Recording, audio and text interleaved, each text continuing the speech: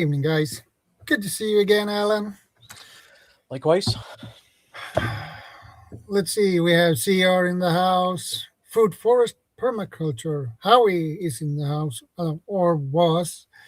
He was 725.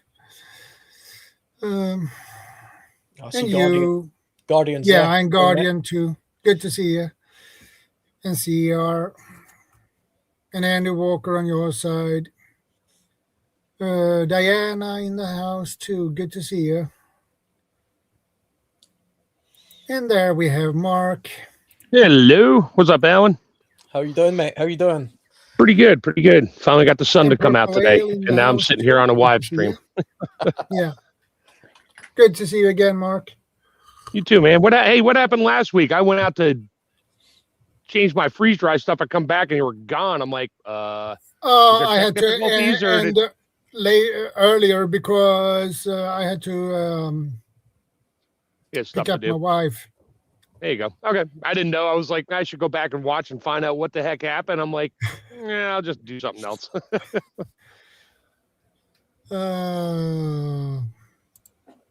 Purple Ale in the house, so that's good. And Guardian. So that's all for now, but well, today's topic is Extreme Climate Adaptation, the Indoor Survivalist. I have actually some key points for this topic. So, where is my notes? There. No, you should know this off the top of your head. You don't need notes. Right now, I think most of us are indoor survivalists, except for Alan. He does both ways. He does indoor and outdoor. Yeah. Mostly outdoor. Mostly outdoor, but I think mostly outdoors. Yeah. Do you know what? I was just saying, before we came on, I was just talking to Shadow, and we were saying most people would be indoors. So it makes more sense to focus on the indoors than it does the outdoors when it comes to sudden, changes in our climate. If whether it be hot or cold or whatever, because that's where most people are. And why would you want to go outdoors if the climate was terrible outside? Yeah, it's like my house is fine, or where I'm living is fine. Nothing's going to happen to it except just protect it. Why am I going to leave? Exactly. There's nothing going Hey, on Grumpy, in my area. good to see you. Hot, cold, dealing without climate control in the house. Mm-hmm. Yeah. I have some keynotes for this topic. The headline for this is Passive Cooling Hacks. Discover ancient low-tech solutions like the sear pot and the Egyptian sheet method for surviving extreme heat without a single watt of electricity. The first keynote is the science of vapor barriers, how to manage humidity and condensation to prevent internal rain and the rapid onset of mold or hypothermia in sealed environments. Thermal layering. 2.0, moving past just wear a coat. We'll discuss the physics of loft trapped air and why your flooring is your biggest enemy in the winter. Blackout light and psychology, managing the cave effect, how to use mirrors and positioning to maximize natural light and keep moral high when the windows are boarded and insulated. So, what do you think about those keynotes? I know one of those keynotes applied to me at my cabin when I first built it. First night I spent in there overnight, I didn't have a wood stove. Figured, okay, I'll stay warm. Let me throw my propane heater on. Yes, I left the door and a window open enough so it got ventilation, so I didn't die of CO. And I got the temperature up. It was like 20 outside Fahrenheit, which I don't know what that is. CR, what's 20 Fahrenheit in Celsius? And I got the inside up to in the 50s. Shut the doors and shut the windows and went to sleep and woke up with a migraine, and the windows were all fogged up because of me. I literally almost gassed myself out. I had a splitting headache for 2 days, and I realized then, yeah, you need to don't, if you're going to sleep in the cold, you better have a wood stove and the window cracked open so you get fresh air in there, because that about ruined me. Yeah. I think when it comes to sort of moisture management and things like that, the key thing that hot and cold climates have in common is ventilation or venting, especially when it comes to not just changing the ambient air temperature, but literally just allowing the moisture, the water vapor that's came from your body or somewhere else to escape.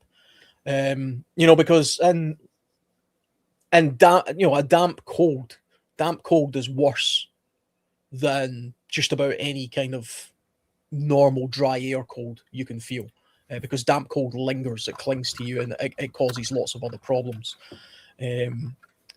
Whereas when it comes to high humidity, that worsens heat. So the dehumidifying as much as possible is a good strategy to try and remove that horrible sort of lingering heat that's around, because there's moisture in the air, especially if you're indoors in a small room or something like that. So vapor barriers as well. I mean, there's a whole thing about vapor barriers and wilderness survival, which is relevant to indoor survival if you're talking about being in a dwelling that hasn't got central heating or air conditioning. So we're literally just talking about, we're basically talking about, we're back to the point where we're living in man-made caves, and the ability to manage that moisture correctly sometimes goes beyond just ventilation, and that's where vapor barriers would come in. A vapor barrier being a barrier that you put usually between yourself and the outdoors, so that the moisture coming off of your body doesn't go into the space that you're dwelling, usually in a tent, because then you end up waking up and the inside of your tent's dripping wet. That's the moisture that's came off your breath, it's came off your body in the night, and it gets into your sleeping bag and your clothing, and it removes the thermal properties of those materials, because there's an excess buildup of moisture in the clothing, and that will happen inside the house as well, and that will also lead to things like mold and mildew and all sorts of problems. Yeah, isn't water, Alan, a very decent medium for heat transfer and cold transfer? It can be. I mean, the thing about water is it's particularly good retaining a constant temperature. I mean, that's why radiators, are full of water as well. I mean, take a look at the sea around the UK, for example.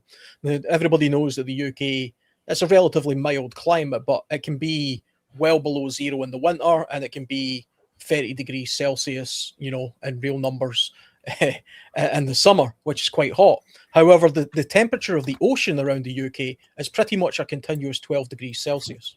I've no idea what that is in Fahrenheit, but 12 degrees Celsius pretty much all year round.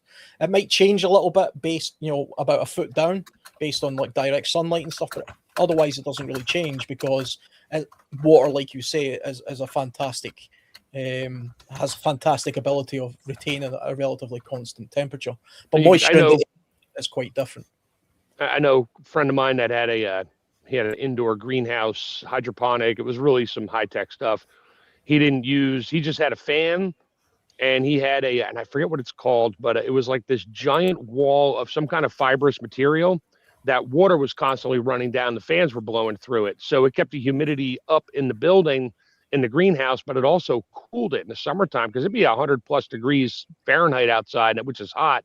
Mm-hmm. And in the greenhouse, it was down in the 70s or 80s Fahrenheit, but humidity was up because of this moisture water wall, whatever it was called. It was really cool.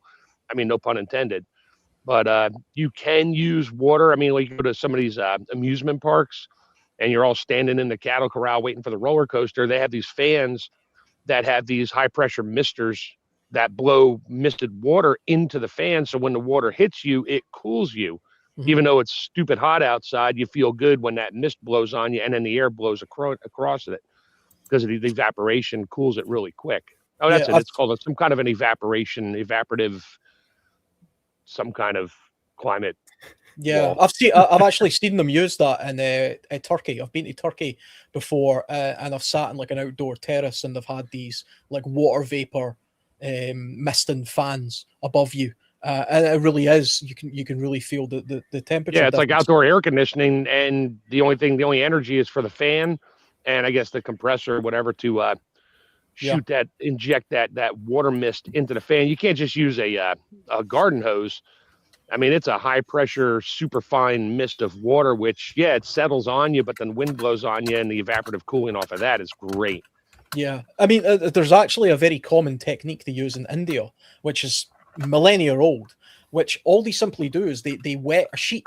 They wet a sheet, and then they put the sheet over like an area, like a window that has a breeze going through it, and that has the same sort of cooling effect in a small space. And so in places like India, what they'll do is, in the very, very high temperatures, is they'll move to a small space, sort of upstairs, or even on a roof, or an area with a small window but with a bit of a breeze going through it, and they'll put damp rags over that area that allows the sort of breeze to go through. And I'm pretty sure, I'm not sure where I've seen it. It's probably somewhere like Dubai or somewhere like that. Yeah, I've never been and seen this for myself, but I've seen it on TV. They actually have like huge walkways, where they have these like giant umbrellas, and they're also misting that whole area and keeping hundreds of people cool all at once. I imagine that's pretty expensive to do that, but yeah, the low-tech sort of damp rag is definitely a great way of thermal regulation. Even doing something as simple as wetting a cotton cloth and putting it around your neck, where your arteries are, in a hot climate, will have a fantastic cooling effect, because it will cool the blood around your neck as it pumps around your body, and you only need a very small amount of water to sort of do that continuously. Yeah, and you could double up on your needs and what you need to do while you're stuck. Is if you did laundry, make sure it's rinsed real well and wring it out for the most part, and then hang that up, and then the moisture off of that will blow through and dry your clothes at the same time. You might as well use every bit of every not technology of resources you have. Yeah, it's funny. Somebody asked me once. It was when the sort of Bear Grylls TV show was on, and he was in the desert and he was doing his famous sort of drinking his own pee type thing. And somebody says, "Would you do that if you were, found yourself in a hot climate? Would you drink your own pee?" I remember thinking at the time, well, no, because pee isn't particularly good for you. But what I would consider doing if I was in a dire situation in a high temperature is peeing on a rag. Peeing on something and then using that as a means to sort of cover my neck and cover my head and use the cooling effect. If I was losing the moisture anyway, in all probability, I would just hold it in, because it's better in your body than out your body if you're in that situation. But if you had to, you're much better off peeing on something than using that as a cooling. If you're that dehydrated, chances are you're not going to have to pee. You're not peeing anyway. Yeah, exactly. Your body's like, oh hell no, I'm keeping that. Yeah, I'll give you what's left in some other form out the other end. I mean, the only possible way I could think of is like you're in an airplane or something, and you're literally bursting for the toilet. You're about to go to the toilet, and it crashes, and you find yourself in the desert, and it's 50 degrees Celsius. Yeah, and you still got to pee after the crash. Maybe, yeah, you still. And you didn't pee yourself. If you peed yourself, take your underpants off, put that around your neck. Okay. Yeah. In that case, you should stay at the plane. Because you have a shelter, and you can have resources you can scavenge from the plane too. Yeah, unless it went up in a ball of flames and you wound up in the ocean, or unless the plane is burning or something, you should not stay in the plane. You have to leave it. Otherwise, you can stay. I suppose, or the plane crashes in a place where it's super inhospitable. I do know a survival story about that, which is interesting. It's somewhat off topic. I think Ray Mears actually did an episode about this. It was the story about a World War II bomber. It crashed in the desert, and the men, the men believed they were over water, so they did. I think they parachuted out and they let the plane sort of fly off, but it was in the desert. Basically, the plane crashed. They bailed out. They made their way back to the plane, and then they had to decide whether they were going to stay with the plane or whether they were going to try and walk in the desert to find water. and they walked in the desert, and they all perished, unfortunately. But they left the diary of what they were going to do and things like that. And then, like, in the 50s or something ridiculous like that, or the 60s, they finally found this plane. And it was basically like they found a thermos of coffee in it, and they found the diary, and they found all the stuff, and they managed to track where the people likely went. And I think they found a skeleton and things like that. But the tragedy of that story was that the men actually had no hope whatsoever in any case, because the unfortunate place where they crashed, they were literally so far away from water, it would be impossible for them to walk to it. But the plane crashed like just after the Second World War, and they didn't find it till the 50s. So nobody was finding it, but that's a special case, for the most part, stay with the crash is the best thing to do. If you can find that episode on Ray Mears's, I think that's his series called Extreme Survival, and there's an episode all dedicated to that. It'll be one of the desert episodes. It's fantastic. I forget the name of it, but it's a really good, interesting piece of history. Yeah. As Shadow finishes his coffee. Yeah. If you crash in a desert, I would try to avoid to walk away from the plane. Yeah, these days you got a better chance of being found if you stay with the plane just to stay out of the sun. Mm-hmm. Than you do if you just decide to wander off. Unless you saw water and you know exactly which direction it is, maybe. Mm. It's the same with, It's the same with a car. A lot of people in desert environments, or even cold weather environments, but I think mostly desert environments, like in places like Australia, where they can find themselves miles from nowhere, and their car breaks down or something. The temptation there is to, okay, it only took me 2 hours to drive here, I can walk back on this road. But that's an absolute burning temperature, heat, direct sunlight piling on you. You're far safer to stay with the vehicle, because a vehicle is a bigger object to be able to spot from the air for a start. And people if they're looking for you, they're looking for your car, and it's much easier for them to find a big object than it is anything else. Yeah, they can find your empty car and go, great, now we got another couple days to find out which direction we think they went. Yeah, I mean, they're not blown out of the sand, so they don't know. That's why it's important to mark your way, where you go, what direction. You can make an arrow on the ground with rocks or a log. Something. Yeah, something that is large enough to... Alan knows. I mean, if you're in the woods and you got lost, and at least as long as you know somebody knew where you were going, stay still. Yeah, you can put wander around. Those reflective tapes in the direction you go. Mm-hmm. People can follow that. Yeah. And from where you're stranded, you can basically put an arrow this direction, and you put a reflective tape on the nearest tree, and then you keep going doing that, and they can find you that way. Yeah. But I mean, as the general advice for things like that is to usually stay put if you find yourself lost. There might be a time where you have to self-rescue, where you are venturing off from the place that you're at for whatever reason. But that I think that's quite rare. I mean, most people don't actually need to self-rescue like that. It's different if you're like a military airman or something, and you find yourself shot down in Iran. Yeah, get the hell out of Dodge. But they have training in place that allows them to go unseen and get to a particular place and then activate a beacon. So that's a very different. There's a lot of people that go missing in the national forests in that Midwest in the United States. They just disappear. Yeah. Now, whether or not they're abducted by aliens, Bigfoot, or Yeti, nobody knows. They just disappear, and then they find them a year or two later somewhere else. But do you always know if you have a map? I mean, at least know where you're going. Have the map with you and try to keep track of where you are and how far you are away from a road. And east, west, north, south. I mean, sun comes up, sun goes down, same place all the time. So you can at least give yourself some general bearing of, okay, I'm between Route 1, Route 5, Route 20, and this logging road.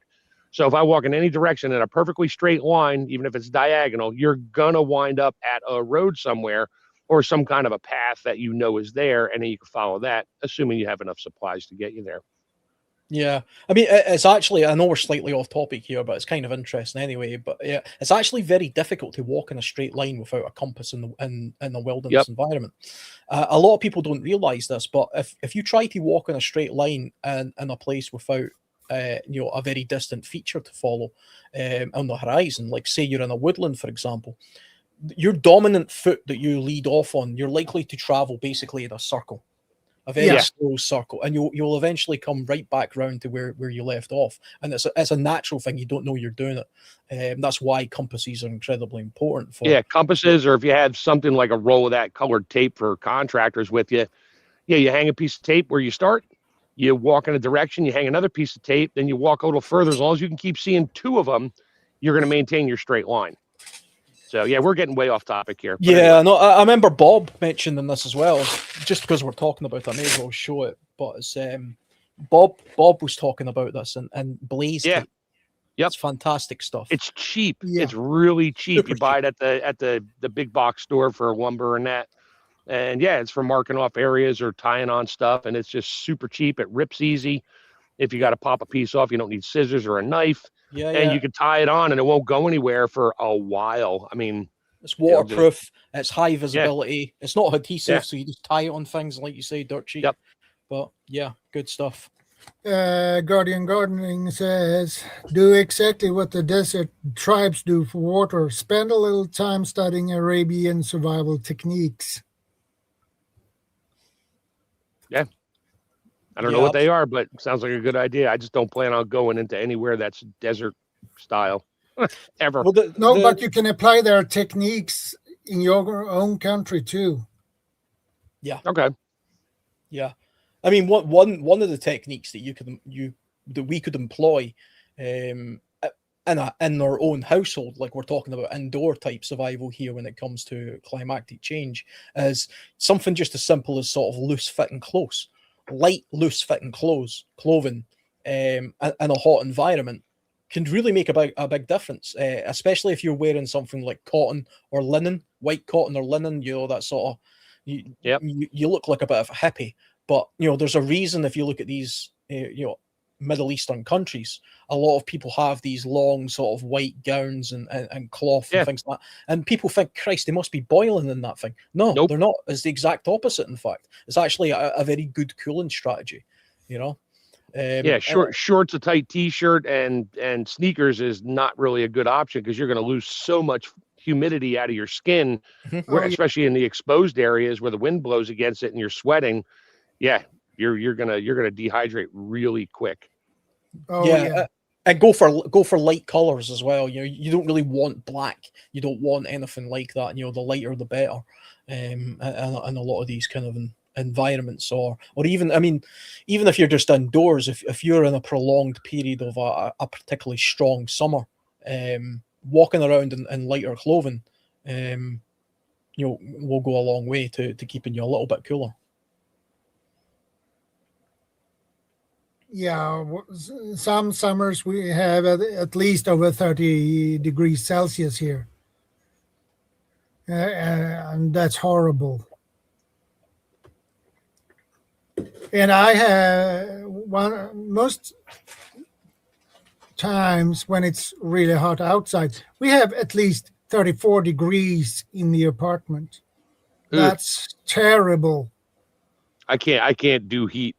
When it gets that, like our air conditioning in the house went down twice in the last 22 years. First time was right after we moved in, and it was June or July, right in the worst part of the heat of the summer. The inside of the house is up to the 80s, 90s in Fahrenheit, which I don't know what that is Celsius. It's hot. And we keep our house at a nice even 70. But my wife, she's like, I can't sleep here. Neither one of us really could. She went to a hotel. Took the girls. She was like, we're going to a hotel. You can stay here. And I slept in the basement. It was nice and cool down there. Waited for the AC guy to show up and fix it or replace it.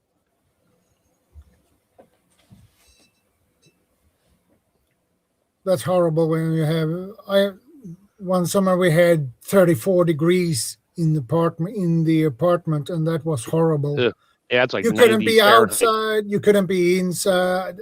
Oh. it was Yep. so horrible. Fans just blew the hot air through and kept everything hot. Yeah. I can't So stand the heat. I'd summertime, rather that move north, deal with the yeah, cold than deal with the heat. I prefer the cold because you can deal with cold better than the heat. Yeah. And you could always add more layers on. You can't take your skin off. No, Well, you could, but you wouldn't last very long. no. I've got to admit, I do like the heat. I do like. I've always had this idea: if I was going to move to another country, you know, if I won the lottery tomorrow, you know, I wouldn't be moving to a cold country. I'd be in the Bahamas or something. You know, it'd be somewhere like that. It would be. You'd be somewhere. moving to the outback of Australia, out in the middle of nowhere in a desert. As long as you had a well to get water, you'd be good. Yeah. I mean, that to me sounds fantastic. Actually, you know, You just have to worry about the scorpions and the snakes and other things out there that'll And get the you in the night. crocs. Yeah. Well, you know, there's just as dangerous things in this country. I can tell you. Oh yeah. You know, you go out in the night out here. I'd welcome crocs over some of the people I see. Yeah, it's not the animals, it's the animals. Yeah. So if you were stuck in your house in the heat, what would you do aside from hanging like damp linens up with a fan, assuming you still had power? Yeah, or a every breeze fan blowing. blowing all the time, 24/7 basically, because it's horrible. Yeah, you don't exactly have air conditioning where you're at. Nobody needs it except for some of the big public buildings and the office spaces where they need it in certain times of year. Most of them just have heat, right? Here in Sweden, we don't have air conditioning like you have in the US, Right. because when they build a house or apartments, they don't build in air conditioning. They don't. Right. Does anybody ever go out and buy a window unit? You know, the ones that we have here that you stick in your window, I you did. close it up, you close the window around it, and you can turn it on, and the cold, you know, it cools the air inside Hey, and blows the simple, heat happy back life. Good to outside. see you. Yeah, so like just like Shadow in the UK, we don't typically build air conditioning units in our buildings either, because the UK is a relatively mild country. Actually, I mean it's not too hot and it's not too cold really, so there's no need for things like air conditioning usually. But I did notice when I moved to this house a few years ago, this is a brick built house, and brick actually retains heat a lot better than a lot of other materials. Plus, because I'm kind of on a hill, and there's big windows and the sun goes right through it and things like that, it heats the house up quite a lot, you know. So I got myself one of those. You can get these what they call it, a portable air conditioning unit, but it's not very portable. Yep. You know, it's like, I don't know how big I got two of them. Yeah, it rolls around on Yeah. the floor. You hook the Yeah. vent tube to the Yeah. window, it's got a pipe. and you just have and to collect the moisture because it dehumidifies at the same time. And Yeah, well, the one I've got, it's you have it sitting beside where the window is, and it has like a long pipe, a long tube, and you put that outdoors, out the window, and then you seal up the window that's still got air going to it, and the vapor also goes out of that as well. So there's no need for me to collect sort of the water vapor. Yeah, from we it. bought one and a window unit when we lost our AC that one year, and then I took it out to the cabin with me, and then a friend of mine gave me his. He's like, I don't ever use it. I never need it. Take it. It was like brand new. So I keep one at the house. I got one at the cabin. When it gets dead of summer, inside of that cabin, because I leave it shut down all the time. I can't leave the windows open. And I get in there sometimes, and it's like brutal inside. So we'll just fire that up, turn the generator on, run it for like 2 hours. That's it. It's done. It's enough to get the humidity out and cool it down. And then we just, leave the window cracked open a little bit overnight. It always cools down at night. And so I keep one out there. It's taking up space, but it's invaluable when it's dead of summer. I mean, the thing about if we're talking about sort of on-grid technologies, central heating is obviously fantastic if you live in a particularly cold environment, and air conditioning is good if you live in a particularly hot environment.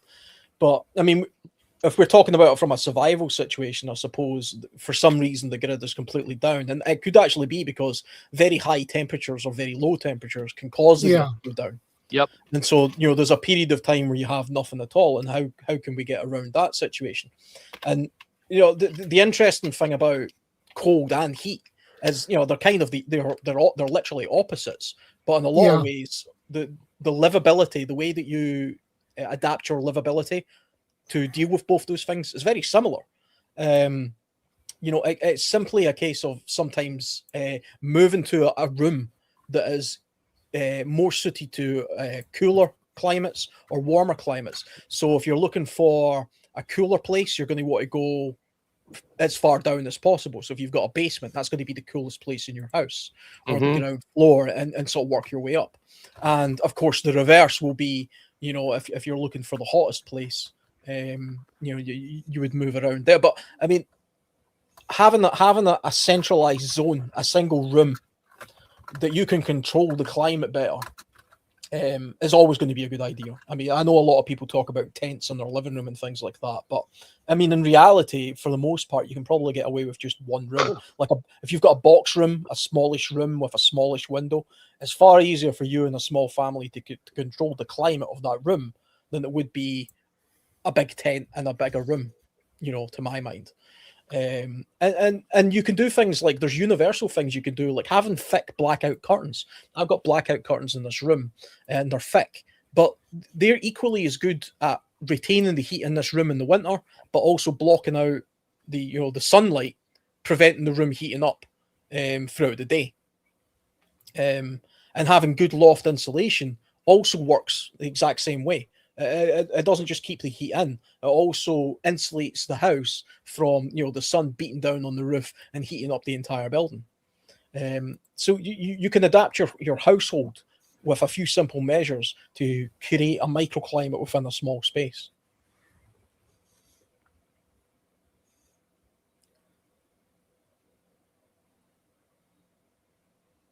That's why I came downstairs when we lost the air conditioning. It was cooler down here. It was a little humid, but I dealt with it.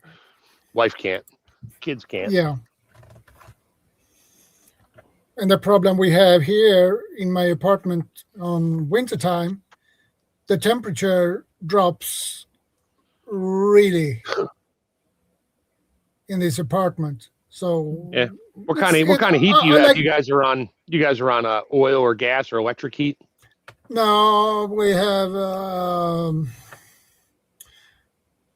I need to check what the English word is for it. Where is Google? Like a heat pump? Like it's an outdoor unit? No, we have something called. I'm gonna find the word first, the English word for it, because I don't know the word for it on English. The heating I've got is gas, so it's gas central heating is what I've got.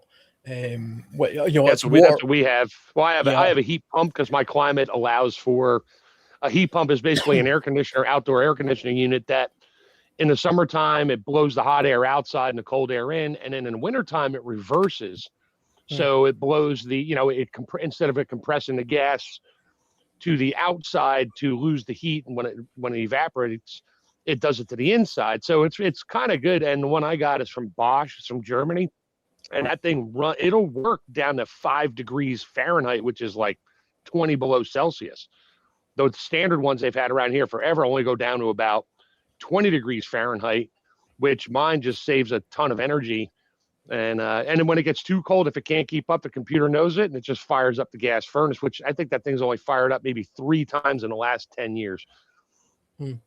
So see with that heat pump system, do you have to have that on continuously? Because there is actually a bit of a push to move people towards heat pumps in the UK, and there's a bit of a push back, especially in my part of the UK, where a lot of people don't think it's all it really electric. works that well. Yeah, it's all electric. It depends on your climate, and everybody's because some people around here have heat pumps, some have that now heat pumps. Well, central AC units, if you have it with the furnace and all that stuff built together. When you turn the thermostat to the warm side, it fires up the gas or the oil. In the summertime, it just runs the AC. But mine does both at the same time. It does both. I don't have to leave it run all the time. I leave the fan running all the time. But like right now, I have it because it's been getting hot, getting cold. And so I just have the AC on. I set it for like 70 or 72. And right now I got the doors and windows open because it's 60 outside. So I'm not worried about it turning. If I hear it turn on, I'm like, okay, the sun was hitting the thermostat, and I'll just shut it off. But no, I mean, Most people around my area don't have heat pumps. There's a bunch that do, and most people complain about it because they don't work. But a lot of them have electric backup. So instead of having a gas furnace, they use electric, and the electric heater elements and those things will kill your electric bill. And my friend has one. He can't do anything else about it right now. And in the wintertime, now he fires up the wood stoves. And because Hey, if that Jill, good to auxiliary see heat you. turns on, he can watch his power meter on the outside of the house just spin so fast you can't even see the lines on the dial. So Here in there is Sweden, that. we usually have district heat. So Oh, it's like steam that pipes through from an area. New York City has that, yeah, where everything is giant steam generator plants. And that's why if you see pictures and old videos in New York City, you see steam coming out of the ground. Mhm. That's because the steam pipes would leak. And but all the buildings were on steam heat. So yeah, that's the city made the steam for you. You just ran it through the pipes in your building into the radiators and that, and it just used mechanical valves to turn it on and off to control the temperature. Summertime, that's different. You don't use heat. You don't use steam to heat yourself to cool yourself in the summertime. So I'm actually surprised that they still use that system in New York. I was in New York maybe 7 or 8 years ago now, and they actually still had these big tubes on the ground. yeah, Like the big orange tube with steam coming out. Yeah, that's where there's a leak in the pipe, and they're like, short of digging up the entire road, because they have to shut the valves off for certain areas, like an electric grid, in order to let it cool, so they can re-weld the pipe or repair the pipe or replace it. So they're like, that's not. It's just a leak. So they just put a tube in the ground and let it vent up. So all year long, you see these like smokestacks of steam coming out. And it's quite cool. I mean, it's cool looking. I like the look of it. You know, it's very unique. I think there's a couple of instances as well as there of some explosions that have took place in New York, and the steam is everywhere. You know. I'm sure I mean, They didn't design it so it could build up large volumes of pressure. You got the pipes that have small volumes of pressure, and if something gets in those pipes, like rust and that start to build up, and it clogs it up real bad, yeah, it'll expand, but it'll usually split the pipe before it goes boom. And that's when you get all of a sudden the ground is just leaking steam everywhere. It's like, all right, well, I guess we got another leak down here. They'll usually wait till springtime before they dig it up. They'll just dig a hole, vent it, and hope that there's still enough steam going through to heat the buildings.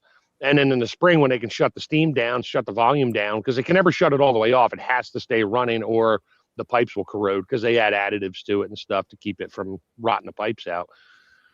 So it's an interesting system, and nobody really talks about it. I mean, nobody. I mean, I was there. My dad and my whole family worked in the city, and I always used to ask, I'm like, why is there smoke coming out of the ground? My dad would be like, that's steam. That's how the city is heated. And we did a tour of the steam plant. You can't go in it, but where they generate the steam, and they boil the water and it just travels through these giant pipes all over the city. And it was really pretty cool. Now, once you get out into the outer areas like the Bronx and stuff, and the north side of the island, no, the steam doesn't run up there. You're on your own for heat. It's pretty much only downtown Manhattan. The only ones who have heat pumps, that is those who have houses. They have that, not apartments. No. So my daughter one of my daughters likes the heat. They're on a third floor in a condo apartment type thing. So she barely runs the heat in the wintertime, because everybody below her is running their heat, and it's transmitting through the concrete and everything else. So it keeps her floor nice and warm all the time. Summertime, she has to run the AC, but she doesn't mind the heat. So they just turn a fan on, open a door. If it's really hot, they'll turn the AC on. But yeah, there's goals for me. I'd be living on the downstairs unit, because I'll take everybody else's, my heat's rising up into their apartment, and they can cool it, and that thermal mass will cool back down and come back to me. So I'll take that all day long.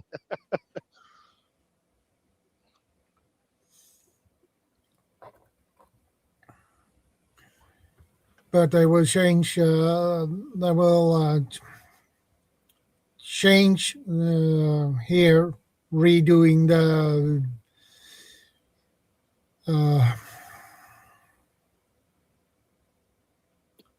heating system here in our apartments, I believe this year and next year.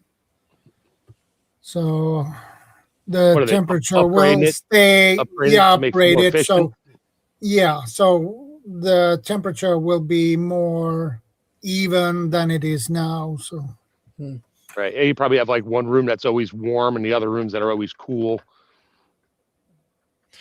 Yeah, I mean, I think if you take a look at people who live in like the Mediterranean, Mediterranean climates and some desert climates and things like that, something you'll notice is they tend to manage the heat of their house based on times, the times of the day and things like that. So they'll do things like heat can gather in your house or build up in your house and be trapped in there. And then if the heat gets hotter and hotter during the day, you'll have a real problem trying to get rid of it. So they'll do things like open the windows very early in the morning, while the air is cooler, and that flushes out the sort of the heat that's built up in the nighttime, from your body and the radiant heat. So they're basically like cold venting their house. And then once it gets to a certain time of the day, the windows get closed, the dark curtains get pulled over, cross ventilation takes place and stuff like that. So they're actually trying to manage the temperature of the house, just based on the timings of the day. And I mean, anybody who's ever been to somewhere like Spain, they have a very sort of interesting way of their working day, where they'll have like siestas and things. The hottest point of the afternoon, everybody's off the street and everybody's away doing something else. Yeah, they're in the shade or whatever. In the shade, and it makes sense, But if you come to a place like the UK, that's the busiest time of day. Everybody's out and about doing stuff at that point of the day because it's obviously not as hot here as it is in places like Spain. But I think understanding the climate and then adapting your lifestyle, rather than relying on some sort of piece of tech, is a good long-term strategy, especially if we're talking about a situation where you haven't got air conditioning or central heating or something like that. It doesn't matter what kind of house it is either, unless you live in a tin shack, or a greenhouse. Yeah. And you're going to be warm. Period. Then you're going to be warm, regardless. But even then, I mean, there would be ways that you could cover that up, and there's things you could do to try and mitigate against that kind of stuff.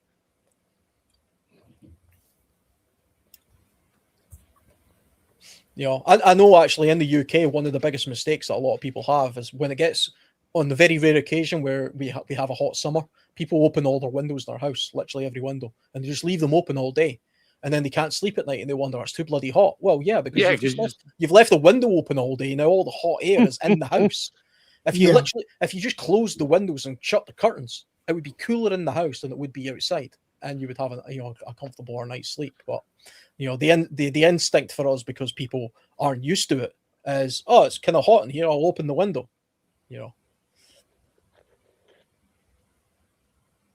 And so I grew up in a house that, we had one window air conditioner. We lived in Jersey, and it always got hot. And when summertime came, it was too hot to sleep in my room. Yep, my parents, their room adjoined my sister's bedroom, so they would open the one door between them, and they'd stick a cot in her room, and I had to sleep in her room for years. I hated it, but it is what it is. Yeah, I mean, they say, the thing with like climate change as well, so politics and stuff aside, they tell us, there's like a climate emergency and everything is heating up all around the world and all this kind of stuff. Whether that is or isn't true, I personally don't know. I'm assuming it is because, I'm not a climate expert. But so if that's the case, and the UK, for example, is going to continue to get warmer and warmer, then, there are things people can do now to try and offset that as a problem and use less energy. And it could be something as simple as growing vines on the side of your house, or planting trees that have a good, provide shade, or provide, some sort of reflective ability.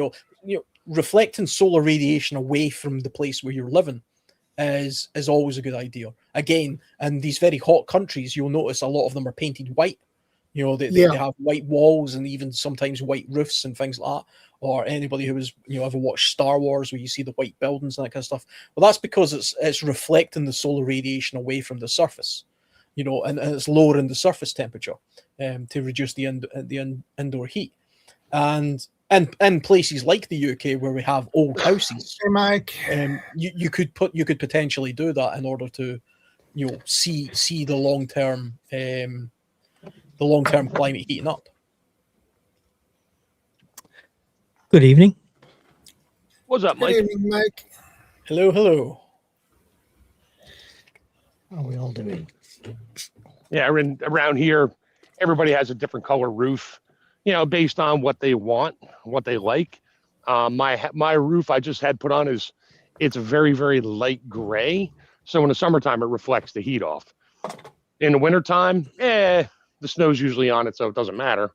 But yeah, we chose a white or gray. Some of my neighbors have a dark charcoal because they like the heat. You know, Yeah. save my heating bill. You're going to save one or the other. The heat, yeah, I'll save my my AC bill because I don't want that extra heat coming in the house. In the wintertime, I really don't care. I mean, I turn the heat on, I keep it like 65, which for most people is like, oh, that's too cold. It's like I walk around the house like right now. It's 62 in here and I'm walking around with a hoodie on. Not wearing the hood, but it's just a sweatshirt. I just wear that. Why? Because I like it. It's comfortable for me. I can always take it off if I get hot. Yeah, you'll see slate roofs and dark roofs and charcoal type coloured roofs in the UK a lot, or red tiles and things like that. That's because, I mean, there's never been any consideration for reflecting heat away from a house in the UK. Right. Nobody's ever really considered that before. But like I say, I mean, if what we're being told is the case, where the whole of the climate is, you know, heating up year after year, or we're in for these periods of longer, hotter summers, then it might be a good idea if you're getting a new roof in a country like Sweden or the UK or somewhere like this to Hey, take that into Nicole. Good to see consideration. you, man.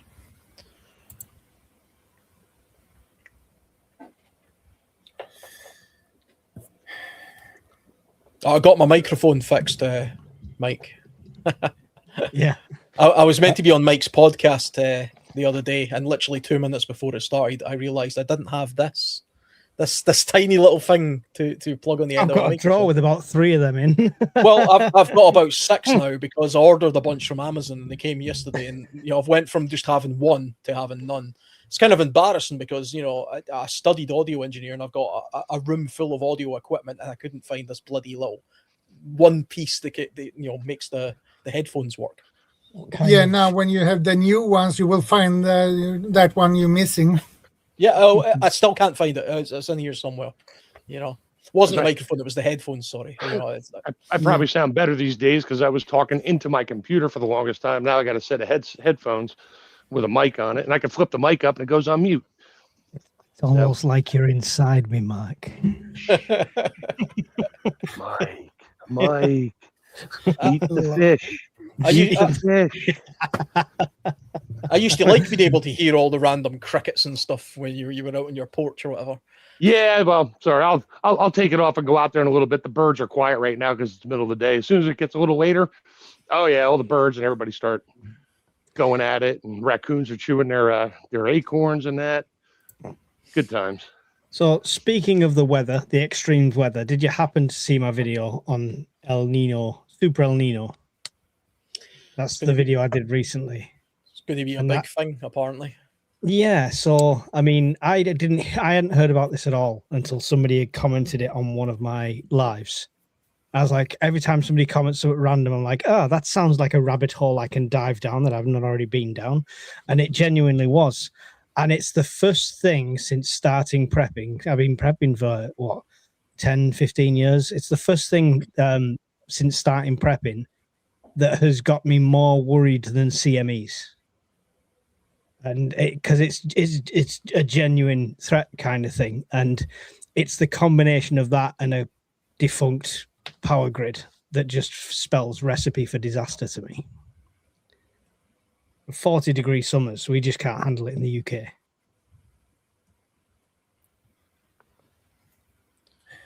I don't think. The topic for today is extreme climate adaptation from the Indoor Survivalists. Yeah, which is literally the road I've just started to tread down. I can't afford to put AC in and stuff like that, so I'm thinking best ways to keep cool in summer, the usual stuff, close the curtains so the sun doesn't get in one direction, etc. But it's the following extreme winter. If we have an extreme summer, guaranteed we'll follow that with an extreme winter. So that's the killer, right? Did you go down the rabbit hole of the AMOCs? Is that what it's called? AMOC, which is the ocean current changing, which looks like it's becoming ever increasingly likely. I've looked at that before. Isn't that the premise of the film? What was it?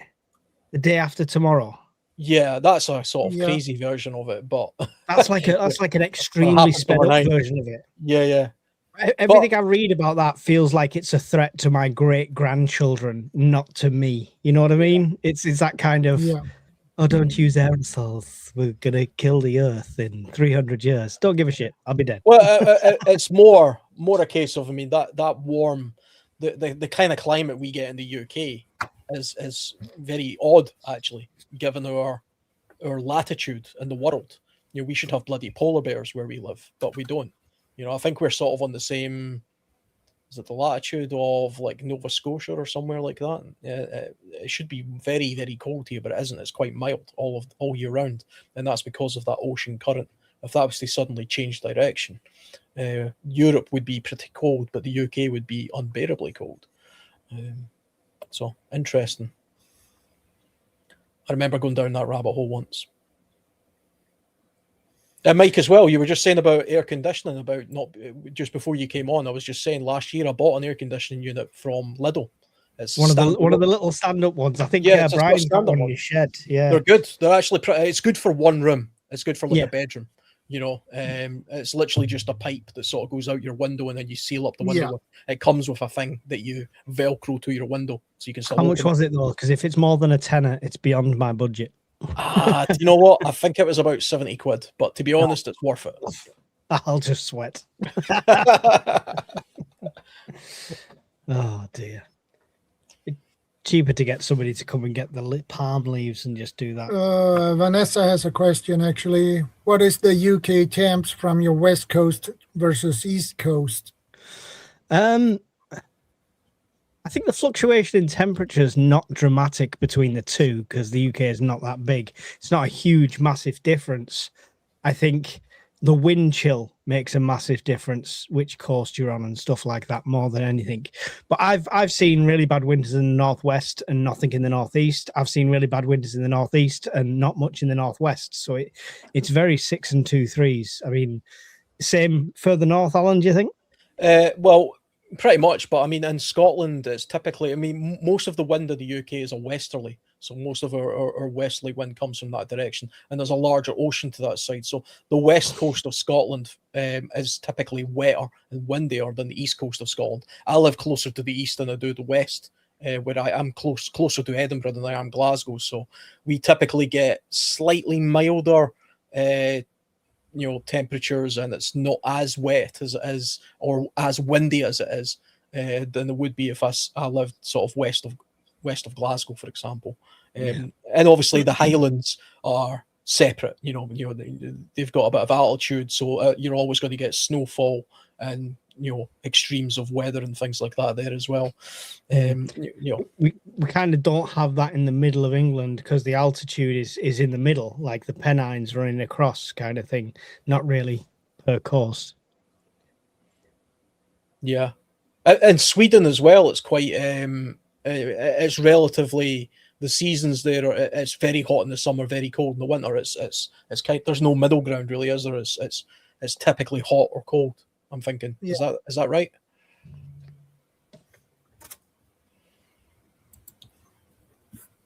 We here in the north, where I live, we have it in the winter time. This winter we had minus 34 degrees Celsius, and That's those insane. who live in the south had 15, 20 degrees maybe. So it's a huge difference from where you live in here in Sweden. So Yeah. Is there a high casualty rate with them extreme winters, or are people very well adapted to it? no, it's not very high casualty rates here in wintertime. It would be if the power goes down for a month or two. Maybe there would be, especially when it comes to the elder and sick, they would probably die off first. So I actually think I might be wrong with this, but my intuition is that high heat is more deadly than cold climates.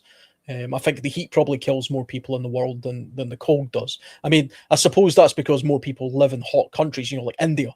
If they have a very, very hot summer there, for example, a lot of people are going to die. Globally, I get that. I think.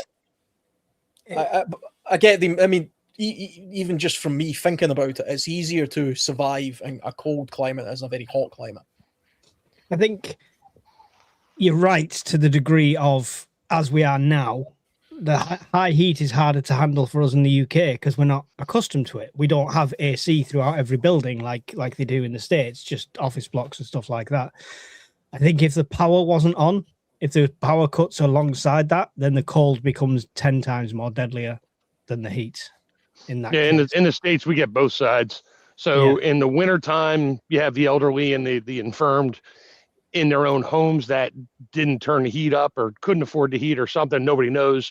They have issues. And then you have the homeless, which in the wintertime, they freeze. And then you still have the indoor people in the summertime. Usually the people living on the streets, if it gets that hot out, they're either in the shade or they just go into a store somewhere and wander around for a while to cool off. But the biggest in the wintertime in like the cities and that, that's when the homeless people population has issues because they got nowhere to go. So they freeze to death on the sidewalk, literally. Yeah. Well, which I suppose is why in places like the US, you typically see a lot of homeless people in places like California. I mean, it's not just for because it's politically a better place for them to be, but also because the climate just lends itself to being homeless. I would imagine. If I was going to be living on the streets, I would rather be on the streets and in a medium based climate, not too hot, not too cold, maybe a little warm, maybe a little cool, but no extremes. There's not a lot of homeless population in the way northern cities like on the East Coast. Like there's some in like Portland, Maine, but come wintertime, you don't see them because they all wound up finding a shelter somewhere. It's rare you see them out. In the summertime, it doesn't get that hot, so they don't care. They're outside. There's a large percentage of the homeless population in the UK will just stay at home because they're not actually homeless.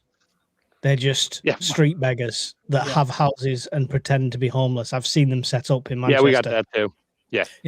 Well, that's the difference between homeless and shelterless. There's actually not any real need for anybody to be without shelter in the UK. There is literally a place for every single human being in the UK to go to, whether that be some sort of residential shelter, a hostel, temporary accommodation, something like that. If somebody is literally sleeping on the side of the street, for the most part, and I might get some hate for this, that's by choice. They've decided to do that. Yeah, mental illness can play a factor of that as well.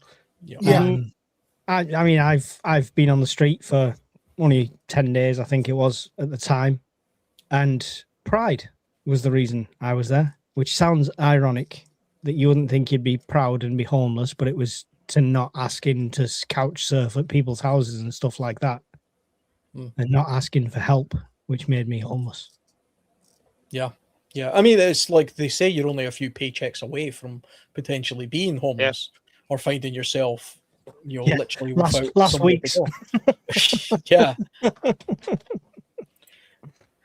As the bills are piling up, waiting for the next paycheck to come in, going, oh, please, let me have enough left over to buy some food after I pay the mortgage, rent, or whatever. so yeah, I don't starve to death or get kicked out of my house. Yeah. I mean, it's getting worse over here. I've always been a paycheck to paycheck kind of career, no matter what job I've been in. But I can imagine 2-3 years ago, a week before payday, I'd be penniless Broke. and I'd be counting down the days till payday. Yeah. Well, you have other Now- extraneous expenses too left over from previous things that you kind of Yeah. have to pay out to, but there is that. But now I'm starting that countdown 25 days till payday. That's how quickly it's running out now based on the cost of living compared to what Right. it was 10 years ago. It's insane. Yeah, I'm the same. Yeah, I'm exactly the same. It's very much paycheck to paycheck, and a lot of people are in that situation. I think it's only going to get worse. There's lots of reasons why that's going to get more and more expensive to simply just go through sort of day-to-day living in places like the UK, especially we're so bloody heavily dependent on other countries. You know, this is one of the reasons why, you know, love him or hate him, Trump, you know, at least got people in the UK to start thinking maybe we shouldn't be so reliant on, you know, the Middle East for our gas, or Russia, or, you know, Whoever, or NATO, or something. Maybe we should just start doing things for ourselves. Let's just build more giant plastic fucking wind turbines instead. That's a great idea. Yeah, and hook them up to Chinese batteries that only come from China. No. we like, it's like we listened and then did the complete opposite. Well, you wanted to listen and do what they said, but it's the government that did the complete opposite and said, no, we're fine with windmills and solar panels. Yeah. In an environment that gets like 10 days of sunlight a year. We won't drill that North Sea. We'll let another country drill exactly the same amount and then sell it back to us instead. Because then we're carbon neutral. From the same, that's it. Yeah. From the same oil field. Yeah, but don't worry. China's building, 10 new coal-fired power plants a year. Yeah, that doesn't matter to them. There's no such thing as net zero. All we're doing is exporting our emissions. The world is still getting the emissions. Yeah, it's the whole carbon credit scam. You know. But I look good. Yeah, and CO2 sequestration going on here in the States. They have plants that just filter out the CO2, put it in, they pressurize it and pipe it into the ground. Really? There goes my plant food, because you got greenhouses that inject carbon dioxide, CO2. They buy it in bottles like soda and inject it into the greenhouse and get 1,000% growth factor increase in their plants because, it's plant food, not a CO2, not a global gas. Sorry, I'm way off topic. It's on topic. It's all causing global warming. I could go down that road all day long, but yeah. That's for a topic for another day, I believe.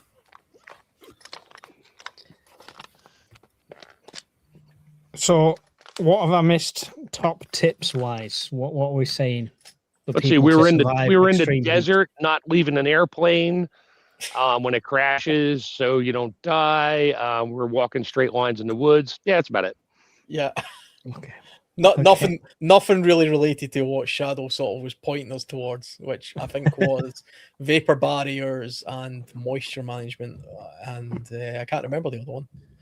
Moisture management, that's a big thing in the UK. If you're lucky enough to have a cellar and you don't moisture manage that cellar, then your preps are soon going to bite the farm. Yep, exactly. Yeah, definitely. And we live in quite a damp environment as it is. I mean, I'm quite lucky in the house I'm in now. It's not like that, but I've lived in cottages in the past where the wall is physically wet. Like all year round, you can just see the liquid on the wall inside the cottage. They insulated it way too well, and there's no way for anything to escape. Whereas stones this fucking wide, that's what the wall was made up of. Yeah, it's madness. And then, so what they did, so the problem we had in this country is we had all these big stone cottages, right? And they didn't have that issue until someone thought, what's a great idea? Double glazing. Okay, let's fit this first version of double glazing inside and these PVC doors and seal them all into this stone cottage. Yeah. And all the airflow that was going through it is no longer getting through. That's and what I they're not talked about. modern builds My that has- cabin did that. I did Yeah. that to myself. I They sealed it don't up have so air well, I bricks. almost killed Yeah. me. They don't have air bricks like modern builds do. So it's literally, we were sealing them up, and then they thought, oh no, this is a disaster. Quick, we need to change the double glazing. Okay, we'll put a little tiny vent on the top. Click. That just makes no difference whatsoever. Yeah. Yeah. So it was never, the structure of the building and the materials used was never designed to be sealed up as well as they tried to seal it up to save the heat. Yeah, I mean, it's one of those things. I don't want to keep bringing this back to the UK sort of weird climate, but the UK is an interesting climatic country because our relative humidity is like 85% year round. Yeah, you're surrounded by water. There's no way around that. You're always going to be humid there, so you have to they build accordingly. Yeah, but like Mike says, we've lost that. Now we've kind of went down this false belief that you should do everything possible to seal yourself into so heat insulate. Yeah, conserve heat, conserve cool. Yeah, insulate, and then you wind up with mold. Well, me and my ex lived in a new build, and what they did is they put about 4 layers of the insulation in the loft. Jeez. And the upstairs, it was deadly in the summer. It was like a complete sauna in the summer. I had to go up there and strip half of it back. It was insane. Yeah, same happens here. I have a crawl space attic. We don't use it for anything. But yeah, if I pop the hatch and go up there in the summertime, it's like 140 degrees up there. I mean, I don't know what that is Celsius, but it's hot. I mean, I cook beef to 120 degrees, so I could literally put beef in a bag and throw it up in the attic for a couple hours, and it would be medium rare. Nice. Seriously, it's that bad. Oven. Yeah, the whole upstairs is a solar oven. Just make sure you don't get the fiberglass insulation on your food.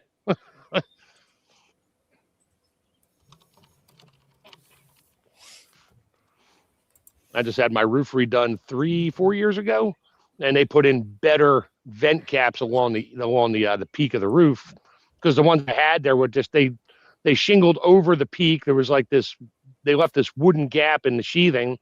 They shingled over it, and then they just run a knife down the middle, give you this little tiny slit, and then they put this vent cap on there. That's great. Well, the company I had put in there, when they pulled the shingles off, they shingled up to that gap, which is like 3 inches wide. It's a fairly large gap. And they put a different kind of vent cap on there, which is like full of like, those stainless steel metal scrubbers you use for, really getting on your pots and pans if you want to. It's full of stuff, a fine version of that, like steel wool. So bugs don't get in, the rain doesn't get in, and it's not steel, it's made of fiberglass or whatever, but it's a super fine mesh. So, but it lets the heat out. And I have eave vents, so that when it gets hot up there, I could literally hold a smoldering ember near on the eave of my house. You can watch it getting sucked up into the roof and blow out the top of, up at the eaves, and then blow out the top of the roof, because it's actually thermodynamics just let that heat out and draw the cooler air that's outside in, so it doesn't destroy your roof and do other bad things. Plus my cooling bill went down a little bit, which I'll take. It'll probably pay for itself in about 20 years, but And Guardian says insulation is key. Yeah. Yep. Insulation and ventilation. I think that's the keys to having a dwelling that's well regulated temperature wise. What was that film, Alan? The guy sealed himself in and practically made it an incubator, and it turns out outside was fine, and the disease was he'd festered the disease in the house he'd sealed up. It was like a prepper film. I can't remember what it was. Oh crap! I'm not sure. There was like a viral outbreak. It sounds familiar. But, it was like a viral outbreak, and he'd sealed up all the house and stuff like that, but he'd sealed it up with some of this virus in, but it had been left in there for so long, and he was like a carrier, so he wasn't ill himself technically, but it was like a super virus inside his sealed container now.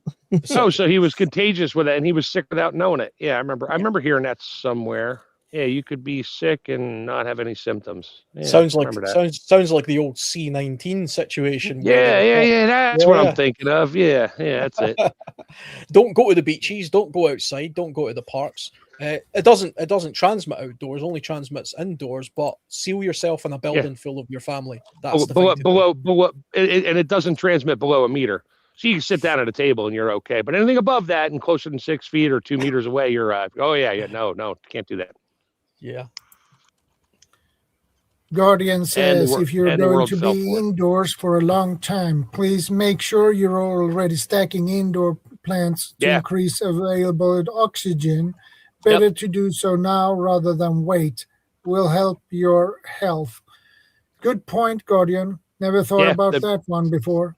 Funny, I'm looking at a plant right now that I have to repot because it's multiplied so many times in this little tiny pot. It's actually starting to crack the plastic pot. It's called snake's tongue. There's other names for it, but we call it snake tongue. And it's like one of the highest oxygen producing plants you can have indoors. And it's an indoor plant. I mean, it's outside right now, but it's an indoor plant. It just, it just loves CO2 and gives off lots of oxygen. So I want to repot that and get those back in the house and let them do their thing. Although I have the windows open right now, so I'm getting plenty of whatever oxygen is left in the atmosphere. But I'm sure a lot of CO2. Sounds like something we should take for the new Mars habitats when it happens. Hey guys. Hey Bob. Really, Mark? That I didn't know that about the snake plant. Snake tongue. Snake plant. That's it. Snake plant. Yep. Yeah. Oh yeah. That's if you look it up. If you just Google, best indoor plants for oxygen. Yeah, it's like in the top. It's in like the top 5. There's other ones, but they don't really work too well in my environment. But this snake plant, we've had this thing for I think my mom gave it to me 15 years ago, a little tiny thing. Oh, yeah. And it's just trapped in a pot. I got it's bulbing off everywhere, looking for more something. And I'm like, I got to put it in a tub, wet down the root system, separate them and just repot them separately. And then they can continue to just expand. Well, that's good to know. Mother-in-law's tongue. That's it. Yeah, Guardian said mother-in-law's tongue. Yeah, that's it. Mm-hmm. they're a tough plant. I'll be darned. Oh yeah, they're brutal. Yeah, I mean, you can break a leaf off and stick it in the dirt, and it'll grow. It'll still grow. Yeah. Yep. I see those sitting for sale at different nurseries around here. I see them for sale all the time. I didn't know that, but I'll see what I can do. See what I remember. There's another plant I know of. It's called raccoon's tongue, but all it does is eat stuff. Those sons of bitches. Damn those loves soy sauce and slugs. It makes stir fry. It makes stir fry out of soy sauce and slugs.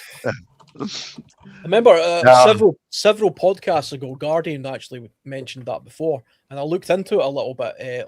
Oxygen producing plants and plants that purify the air, and a couple of good ones that are available in the UK, and I've got some in the house now. One was called a spider plant, a very common sort of hanging plant, and the other one was called a peace lily. Peace lily are fantastic. Because they actually they pump out air root at night. Yeah, spider plants air root. So when they get those little stringers, those little vines that pop off, it gets a little tiny spider plant just hanging in space. It just absorbs moisture out of the air.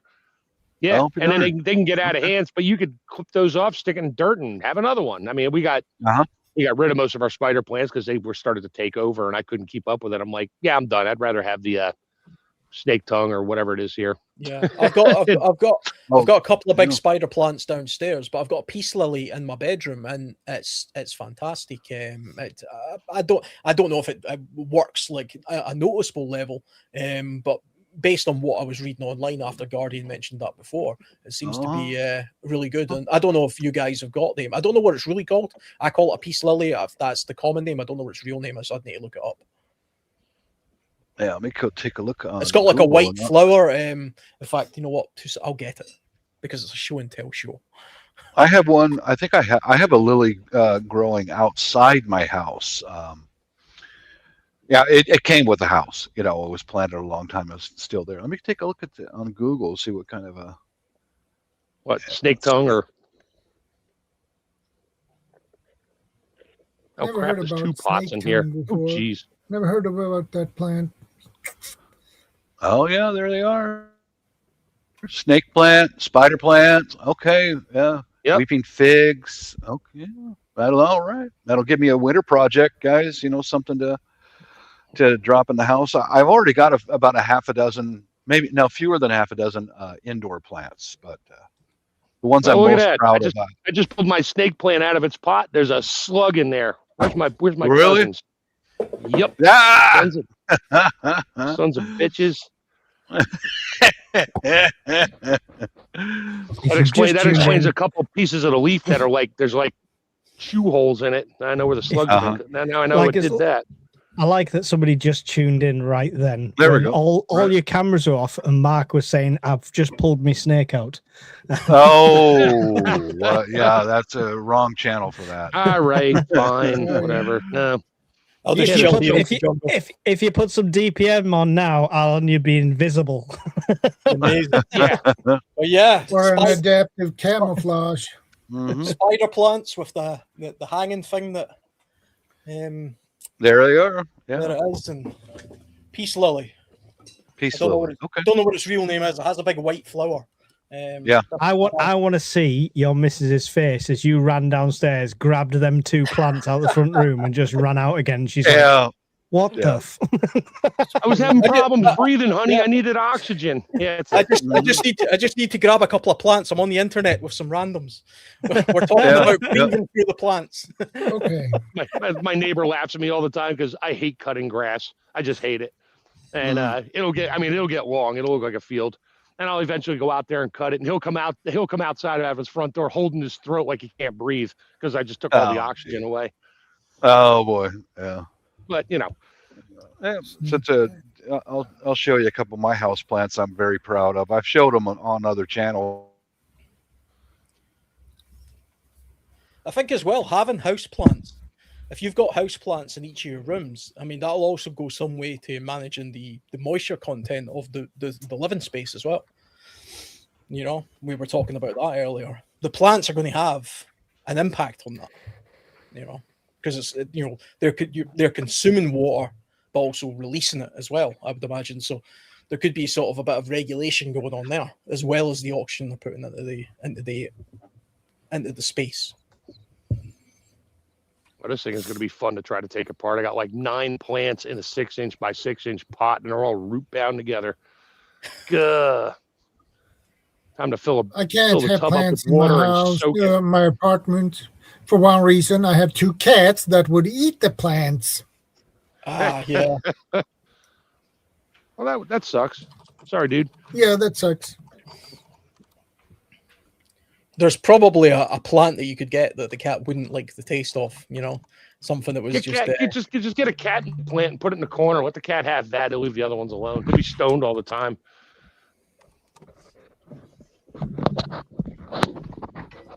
All right. This is called an anthurium. Okay. There's an anthurium, the tropical plant, and I have a red and I have this one's a pink one that I'm waiting That's for a this. beautiful one. Yeah, isn't that nice? They're really pretty simple to grow. They just put them somewhat sunny place, and There you go. yeah. Mm-hmm. I made the soil that went into this pot. It was a ceramic thing from a thrift store, and I made the soil that's in here. And all you got to do is get some special drill bits for drilling ceramics. I think I bought this pot for a couple of dollars, you know, and just and away they go. I got to clean this guy a little bit. But spider plants are easy to grow too. But aren't these gorgeous, man? I want to have the tropical plants, and I want to have a whole ton of these when we finally retire overseas. I have an area. My wife told me that in the Philippines they don't like direct sun; they like partial shade in the Philippines because the sun over there is Direct sun in the brutal. Philippines will just kill you. Oh, dude, it will. It'll just knock you senseless. But yeah.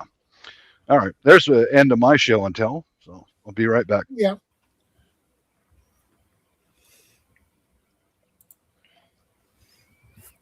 Oh, yeah, That's a nice plant. spider plants are super easy to grow. That one that I showed you is actually, that originally was just a tiny little cutting that my son was given the project at the Scouts to grow in a little cup. You know, we just watered it and watered and watered. It's getting bigger and bigger and bigger, but you know, it's a fantastic, easy maintenance plant that produces oxygen and cleans the air. So yeah, have a plant in every room if possible. Don't mind that sloshing noise. I got a whole root ball in a stainless tub of water right now, trying to get the dirt out of it so I can separate these. Holy crap, it's going to be a while. Jeez. Yeah, I decided to do things when Shadow's doing his stream. I just hit the mute button while I was vacuuming. You didn't know. That's okay. I think, see, just quickly as well, if you're looking to manage the moisture in your household, you can get, I've shown these before as well, but these little devices that you can get on Amazon. They just tell you room temperature and humidity. Yeah. They're very inexpensive. So I've got one of these in every room. You can actually get them so that they all link up together and you can read it on your phone and stuff, but you don't need that. Just get one of these. And it tells you my Honeywell thermostat in the house for the heat pump system tells me that. Tells me the temperature it is, the temperature I set it at, and the humidity, which is all I need. Yeah. And usually my humidity, because of the heat pump and the central air net, it's usually below 40%, which, yeah, that's static shock time on everything, but it's great for my freeze dryer. When I take stuff out of there, there's no humidity, barely any, so I can take my time packing stuff up so it's not pulling moisture out of the air. Yeah. It's good for monitoring preps and stuff as well. You know, like Mike said, if you've got a bunch of cans or something or food stored away in the cupboard, if you don't know what the humidity of that cupboard is, you know, you could be slowly destroying everything in there. So it's a good idea to get a little inexpensive. This costs like, I think I paid £5 for this off Amazon, and you get like 2 of them or something. And good deal. Yeah, but, little tip: if you're going to store things for a while and you have a slightly humid environment, pick up a little bottle of mineral oil and just dip a rag in it and just get it damp with the not damp, but just with the mineral oil, and just wipe your cans down. That'll absorb into the steel a little bit and keep the moisture from attacking the steel and oxidizing it. It'll give you a little more time out of it. But I do that with my my canning rings. They come out of the dishwasher sometimes, and I dry them off real well. But then I go to pull some out of the bucket, and they're rusted on the inside. I'm like, crap. So now I just wipe it down with a mineral oil rag, throw them in. It's just mineral oil. It doesn't hurt anything, and it actually helps the threads tighten on my jars and doesn't give you too much friction when you're trying to get your finger tight thing going, and it keeps your rings from rusting. Yeah, I mean you can get things like fairly inexpensive dehumidifiers and stuff. Things like this. You can get the ones where it's like a block that you buy, and you put it inside a plastic thing, and it draws the moisture in that way. But yeah, I've had the disposable ones before, where it's like a little plastic tub of the beads, and it's like it's just desiccant. Yeah, it's a silica gel. Yeah. And that stuff's reusable, believe it or not. Everybody's like, oh, I got this little package you get with your shoes or whatever. Yeah, you may not want to use it with food, but once they use up they absorb the moisture, you could just rip those packets open or just leave them in the packets and just throw them in a dry place, or if you have an electric oven, throw them in the oven for a little while, not on, turn the oven on, get it hot, like I guess about 100 degrees Celsius. And just shut the oven off and put them in there and leave the door cracked open. The moisture will just evaporate right back out of it, and you got them ready to go again. So, silica gel is good stuff. Yeah, in the environment like here in Seattle and in the UK, a dehumidifier, I don't have one, but I might look into it because, it rains so much. Scotland, England, and Seattle, it's something to be concerned with. They do generate heat. Remember that. They generate heat because it's basically an air conditioner unit that it fights itself. You got heat blowing out one side, cold blowing out, and that's where the water condenses on the cold side. But both those things circulate in the room. But the heat's because of the electricity and the motor. Yeah. It's always going to be a little bit more than the cold. So it will heat up the space.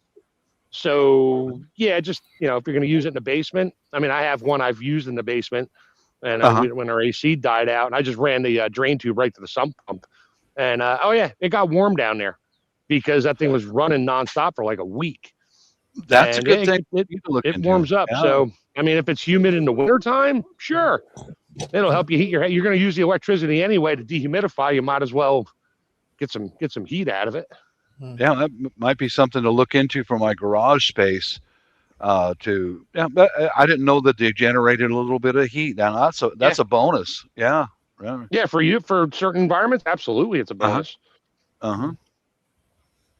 If you didn't want to generate any kind of heat, then you could move to the solid disposable block ones, which is just like it's a hard block that you get and you put in a plastic thing and it draws the moisture, and that's not going to produce any heat. It's just drawing moisture in and dripping into a tray at the bottom.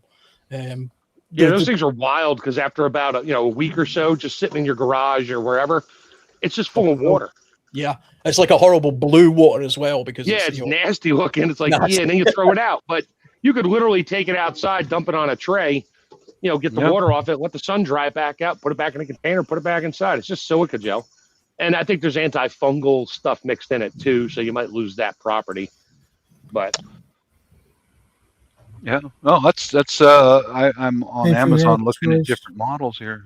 Different models of these basement and for home. Let's take a look. You get the raw. They're not light either. They're heavy. I mean, it's an air conditioner compressor. That's kind of like just a little fan. Yeah. That's kind of one which is quite small. Doesn't generate a lot of heat. There is a little bit. It's there. This is electric. You have to plug it in, and it pulls the water out of there that way. That does have a little bit of heat coming out of it. Not a lot though. It's not like you're not going to. It's not like one of the bigger ones. Well, you have hot and cold. That's the thing. Yeah. Because the compressor compresses the gas, goes through the condenser, which condenses it to cold, which a humidity sticks to and drips off of the fins into a container. But then it has to recompress it. When it compresses it, that's what makes it hot. And then it cools that off a little bit. So when it goes back to the condenser, it drops the pressure down and makes it cold again. So it's just like a car. I mean, any AC unit uses the thermodynamic properties of pressurized, gas into a liquid and then expansion and contraction, or expansion and compression. And you're going to get heat and cold, but you get the same amount of energy going out as you do coming in, except for the actual compressor and motor itself, which will give you a little bit higher heat factor than just the neutralization of the science. If you followed that. Yeah, I think moisture is critically important. It's critically important in survival. Most survival is actually about managing body temperature, and most body temperature is related to moisture management. Actually, if you go deep into the true, but I mean, we're talking about humidity in the households and things like that. I think a change in behaviors is what there's a lot of things you could do to change your behavior about how you are introducing moisture into your house if you're looking to control that. That could be something as simple as if you're taking a shower or a bath and you've got the steam in your bathroom, not having all the doors open and letting that steam just freely go into your house, because it's not just disappearing. It's you're literally putting gallons of bloody water into your household, into the airspace. That's why that's why most bathrooms have a fan in them to pull that humidity out. Yeah. So you're not contradicted. Now in the wintertime in my house, I don't turn the fan on. I leave the bathroom door open and let that steam go in because my house is just so bloody dry. The humidity just helps things not dry out, like everything. Yeah. I mean, sometimes it is the case of it's too dry and you have to introduce moisture. My grandmother used to put water in a saucer and put it next to our fireplace, and she would say that was putting moisture into the living room. Yeah, I do that. I do that at the cabin. I mean, when I fire up the wood stove, it's a dry heat, and I just have a big 20-liter pot. I fill it up with water. I don't care where the water came from. Usually it came out of the stream, and I filter it a little bit, and I throw that on the stove just to let that humidity get back inside, because the inside of the cabin is raw wood and it just dries that stuff out, and technically turns it into a firebox, but I don't do anything with flames. I don't even cook inside that thing. I don't want the animals trying to get in, raccoons. Oh, wait, Bob dehumidifying, left. dehumidifying and humidifying. Like, it's funny. I don't know if you guys ever watched a TV show called Monk. It was an old sort of semi-comedy type thing. Oh yeah, way back. That's old. That was like way 80s. back. Yeah. There's an episode where he's ill and he's lying in bed, and on one side of his bed he's got a humidifier, and the other side of his bed he's got a dehumidifier. And there's like a cop friend. He's like, "Aren't they cancelling themselves out?" He's like, "Exactly." It's like, I just thought that was funny. Whatever. Yeah. Blow the humidity across you, and then let the dehumidifier take it back out. And you just move the water back over to the humidifier.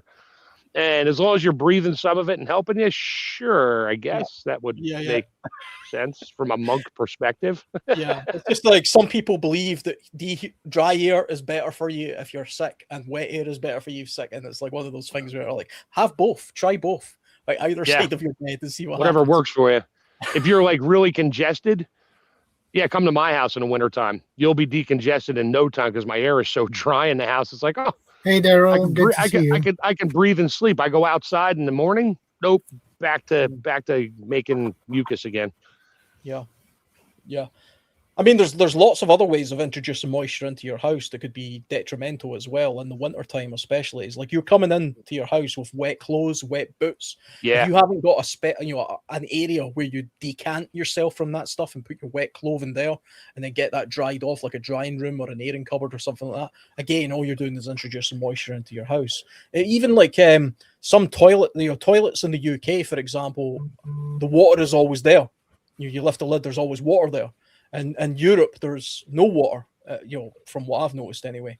And I can imagine if you leave the lid up and you've got the water in the toilet, I mean, again, you're just introducing moisture into your environment, or water in your sink, or water coming out of your. Well, that's a thing for like people that have like cabins that they use throughout the year, whatever. They don't never really winterize it. And my parents did it because they had a little cabin they lived in for like 2 years when their house was being built. When they went away for more than a week or two, my mom would just pour a little bit of olive oil on the water. The water the oil would make a skin and wouldn't allow the evaporation to happen as quickly, because many times they'd forget to do it. They'd come back, the toilet was dry, and you could smell the smell in the house or in the cabin because it went dried out the whole trap area, and the sewer gas would come back in. And they had a septic tank, so it was foul. But she would just pour a little bit of oil on there, so you wouldn't have any, like, when you have a little bit of oil on your soup or something, you can see like the little spots where there is no oil. She would pour enough on there so there were no like open areas, and it was olive oil. It was organic. So when they came home, they just flush it. It was gone, and then just repeat as needed. So that's a good way to keep moisture from your toilet from getting into your bathroom all the time. If you live in that hot of an environment and you have some kind of a cooking oil to spare, because it's not going to hurt your septic if it's like a good cooking oil, not some crappy whatever oil. Not going there.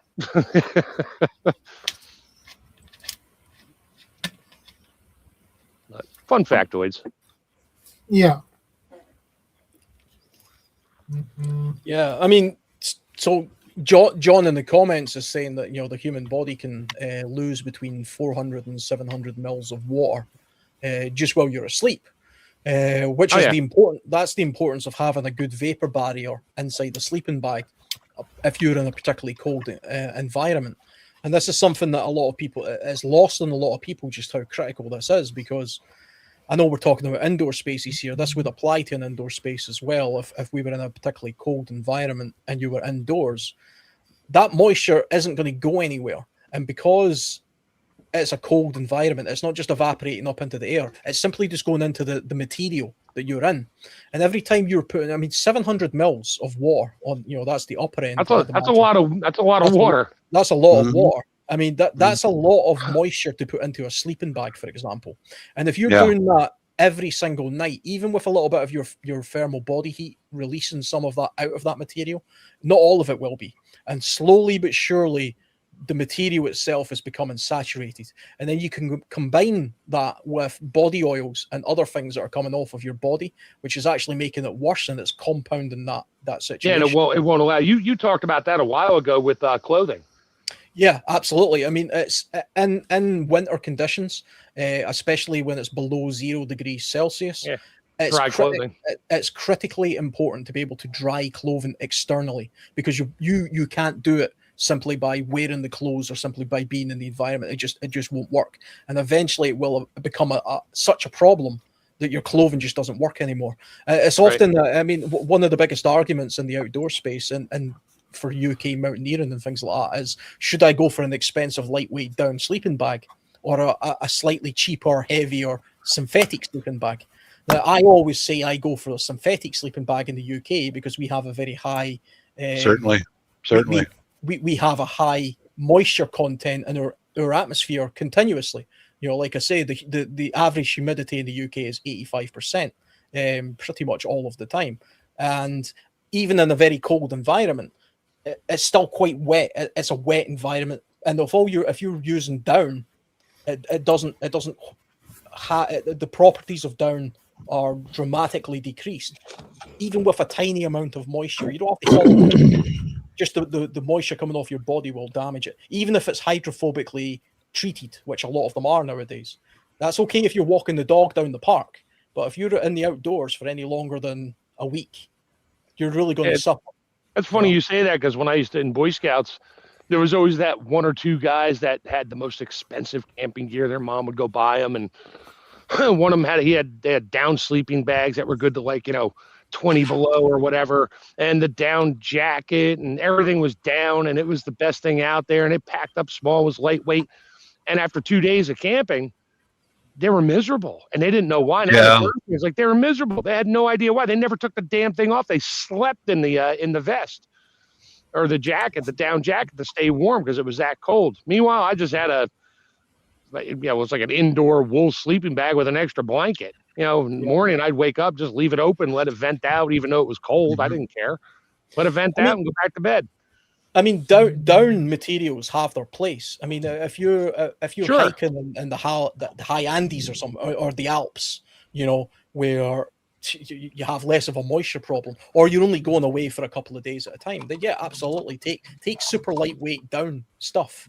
But if you're in a household, for example, and you're looking to buy stuff, extra duvets. Like, we're talking about indoor stuff here, so let's say you're going to stock up on some extra duvets because we're coming in a particularly cold spell.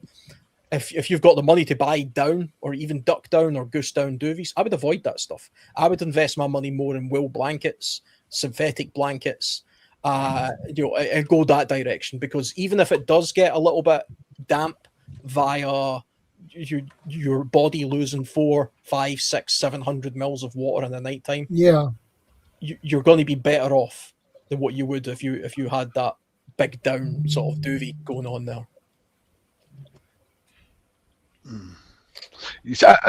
In my opinion, down is yesterday's technology. I grew up, back in the 70s. The best sleeping bag you could get was a down sleeping bag, a mummy bag. That's what I was talking about. Yeah, but I walked away from down a long time ago, and I'm not going to go back to it, because those little pin feathers sticking through there, and you're trying to sleep in that stuff. Oh man, that was a pain in the butt. That was yesterday. I had a down vest. I had a down vest where I would, I had a sweatshirt or a hoodie or something, and you put the vest over it. That was fine, because it didn't have sleeves. It wasn't really trapping. It just kept your core warm, and I was good with that. And I wouldn't sleep it. I would just take it off and throw it on the floor overnight or leave it hang outside. But that was enough to just give you a little core temperature increase or keep from losing it. But I was always wearing something. Well, back then it was whatever synthetic hoodie you had, and but even that would get damp after a while. Yeah, you're in my age group, there, Chef. I ain't that old. Oh, wait, I am. Yeah, you are. Yeah, you are. I remember that back in the 70s, and down vests, down jackets, all that was the greatest rave. And oh boy, they were everywhere. Eddie Bauer down jackets and stuff. Yep, gotta have one. Yeah. Gotta have one. Everybody else has got one. I gotta buy one too. That and Guess jeans, and Calvin Klein's and all that crap. Yeah. I remember those days, but it didn't last real long when you really honestly found out. It lasted about 10 years. Yeah. Yeah.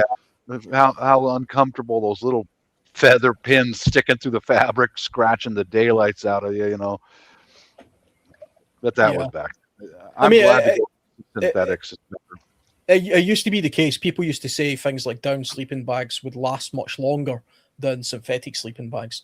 That, to be honest, that was really only true of high-end down sleeping bags and very low-end cheap sort of, if you ripped open the synthetic sleeping bag, it was cotton wool that was inside it, basically. Modern day synthetic sleeping bags will last just as long as a down sleeping bag, and we're talking about like decades. I've got a synthetic winter sleeping bag behind me over there, which is fantastic. It's called the Golden Eagle sleeping bag. I've had it nearly 20 years, and it hasn't lost much thermal properties in the whole time that I've had it. But I look after it, but it's been damp. If that was a down sleeping bag, because of the climate that I'm in, it would have lost half of its thermal properties by now. Yeah. And cost me 5 times the amount. Yeah, I've got a really big, what do you call it? Just a standard sleeping bag, and I've got it set aside just for cold weather. And if we have a power failure that's prolonged, I could throw that right over top of the king size bed that my wife and I share. Yeah. That'll keep us nice and warm, along with the comforters and the quilts and stuff like that. Well, that's what I did when we decided to go camping. I bought 2 sleeping bags. They were almost perfect rectangles, slightly narrow at the bottom, but not by much. But you could zip them together and make a queen size sleeping bag. It was great when I first met my wife. Oh, now sure. It's like, get your own damn sleeping bag. Well, I married a pure city girl. She don't like the camping stuff at all. No. Well, where she grew up, there were armed guerrilla bands up in the mountains, and she don't like to go into the mountains, man. It scares the daylights where out you of used her. to go camping, there were armed Bigfoots up there, so there is that. Yeah. Hun, let's go camp out. No, I'm not going in the. No, I'm not going. Not happening. Yeah. Mm-hmm.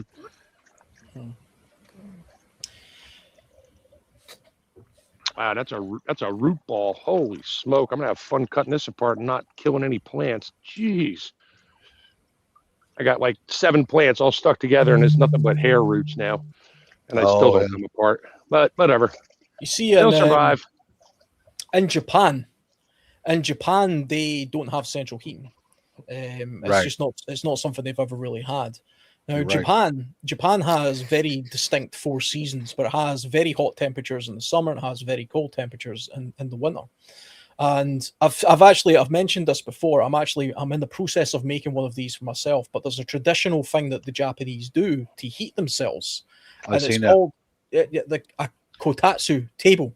Mm-hmm. Yep. Yeah, it's amazing. It has a very, I've said it before, but for anybody who's never heard of this, you can go and look it up.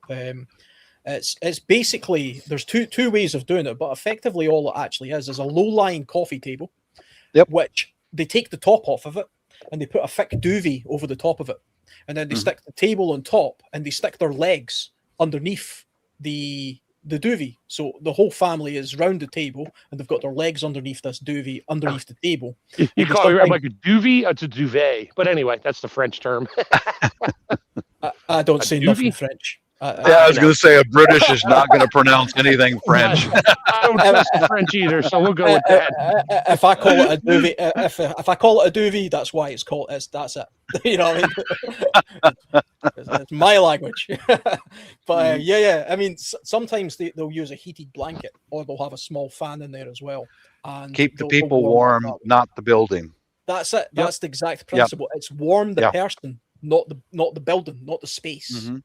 You know, and I mean, when it comes to hot weather, it's sometimes slightly the opposite. And hot weather, it's about cooling the room by not allowing the hot air to be trapped in there in the first place. Right. And then work on it that way. I've been in some traditional Japanese homes, and it's a much different philosophy over there. You know, you'll see the outside of the house has minimum windows, and it's very, very because Japan, Seattle, UK, it's all the same weather. It's very similar. But the outside of the house has a hallway all the way around it. That's your dead air space.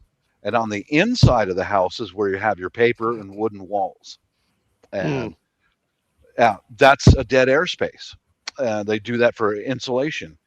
But if you notice with the Japanese and the Koreans, they don't sleep on a bed. They sleep on the floor.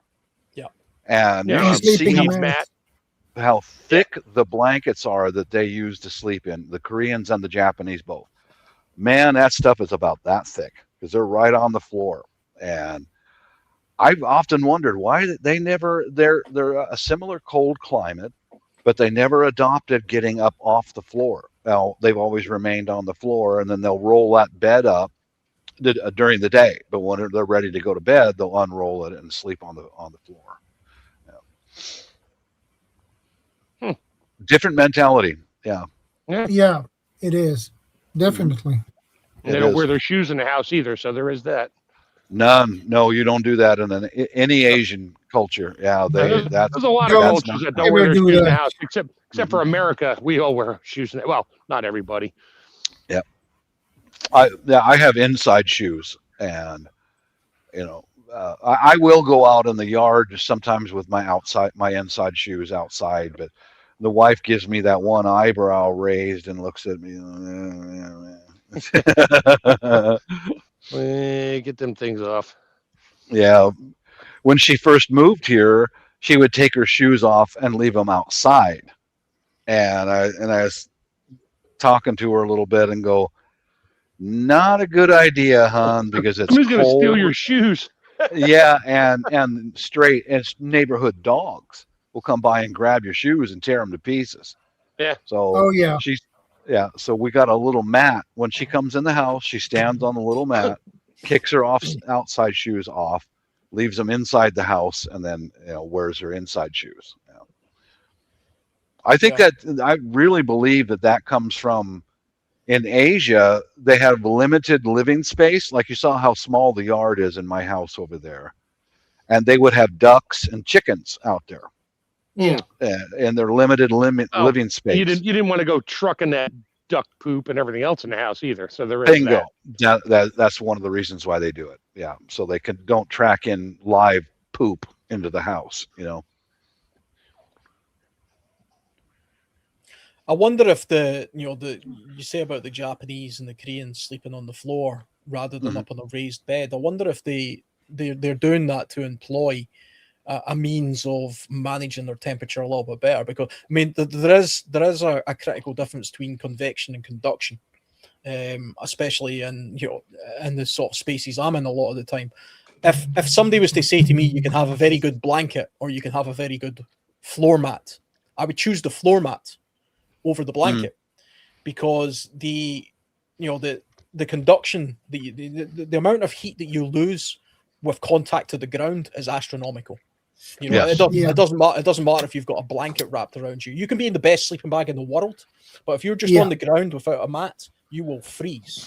But if you've got a decent mat underneath you and just the flimsiest of blankets over the top of you, you'll be warmer. So yeah, I mean, it could be a sort of conduction versus convection thing, because anybody who's ever slept in like a camp cot without a mat, you're just up on the cot, it's actually kind of cold. The same as sleeping in a hammock. If you're in a hammock and you haven't got something around the outside of the hammock, because the wind flow, the airflow is right underneath you. You actually lose quite a bit of heat that way. I wonder if they're doing that deliberately, so they can take away or add materials underneath that they can sleep on. So if they want to stay a bit cooler, they could literally remove some of that stuff. If they want to be warmer, they can add stuff to it. There's also something that, from my own experience going to Asia so many times, is that their homes, the rooms are really small. They're not very big, and they will roll out a rice mat. In Korea and Japan, it's made of rice grass, and then on top of that they'll have a very thick like a quilt, and then the huge thick blankets. But I think part of the reasons why they don't have a proper bed over there is living space, because they have to roll that up, get it out of the way, and then at night it's a bedroom, during the day it's a family room. I think they eat dinner or lunch there.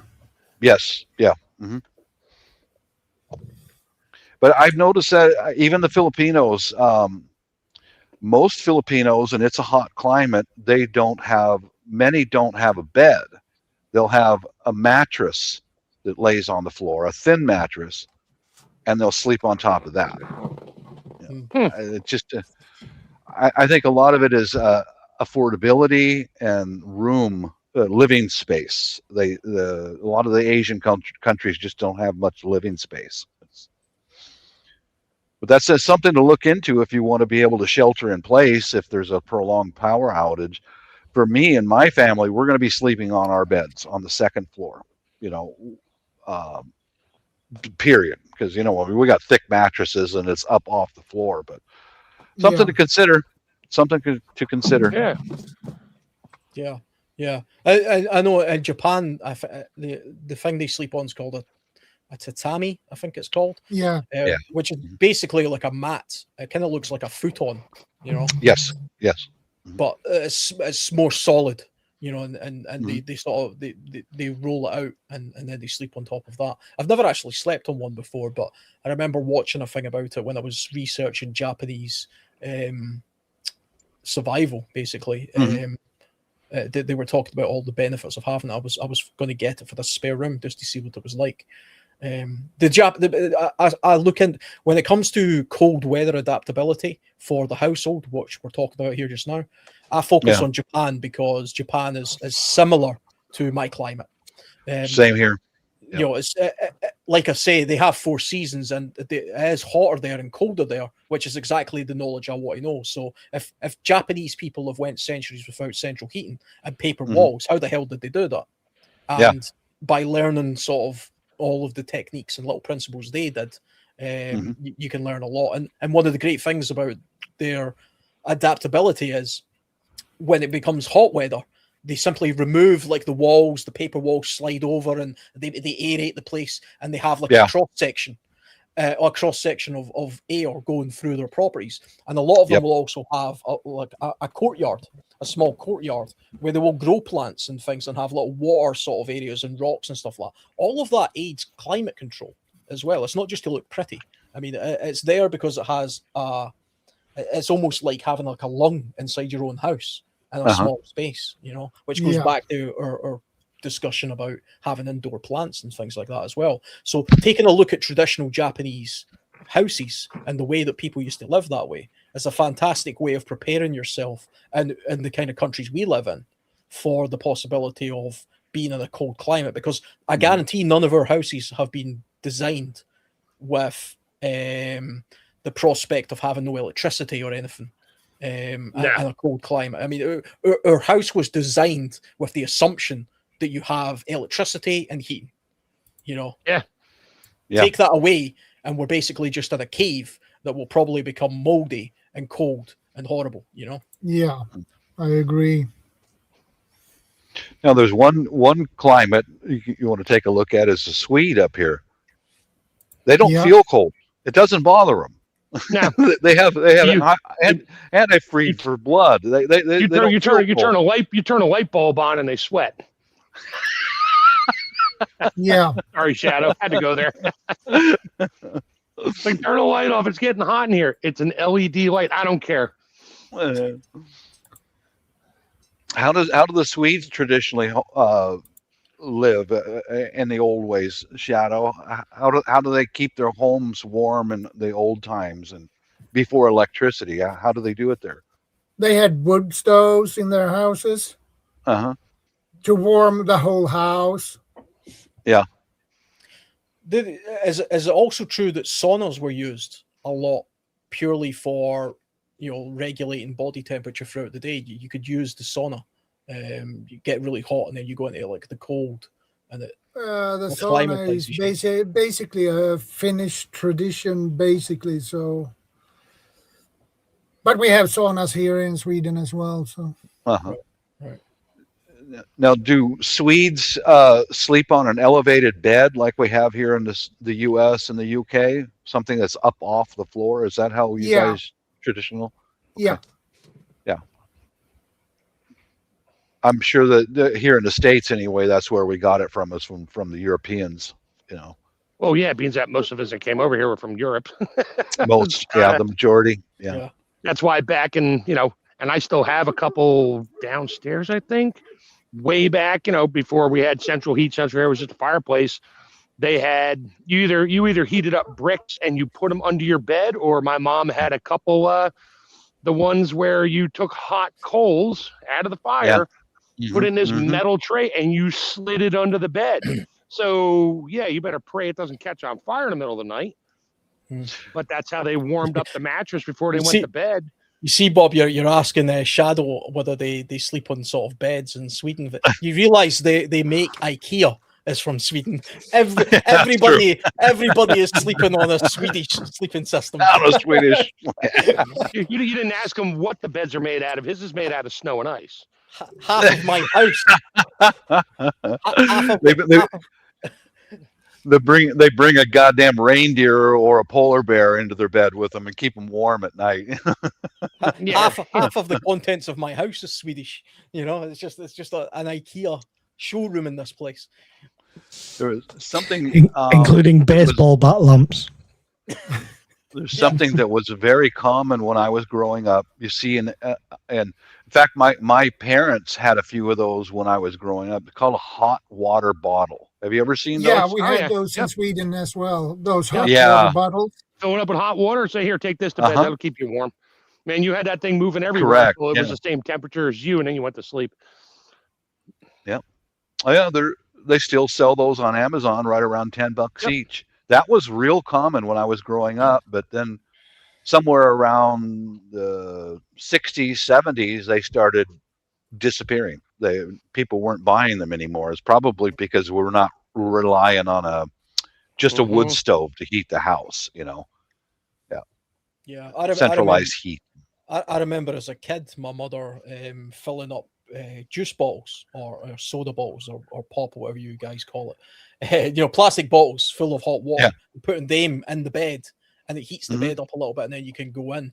And now, if I go camping in the wintertime, and particularly cold climates, what I'll do is, with my last meal at night, I will also fill up my water bottle full of water, this one, and I will boil this. I boil the water inside this container, and then I put a sock over this container, and this becomes a hot water bottle.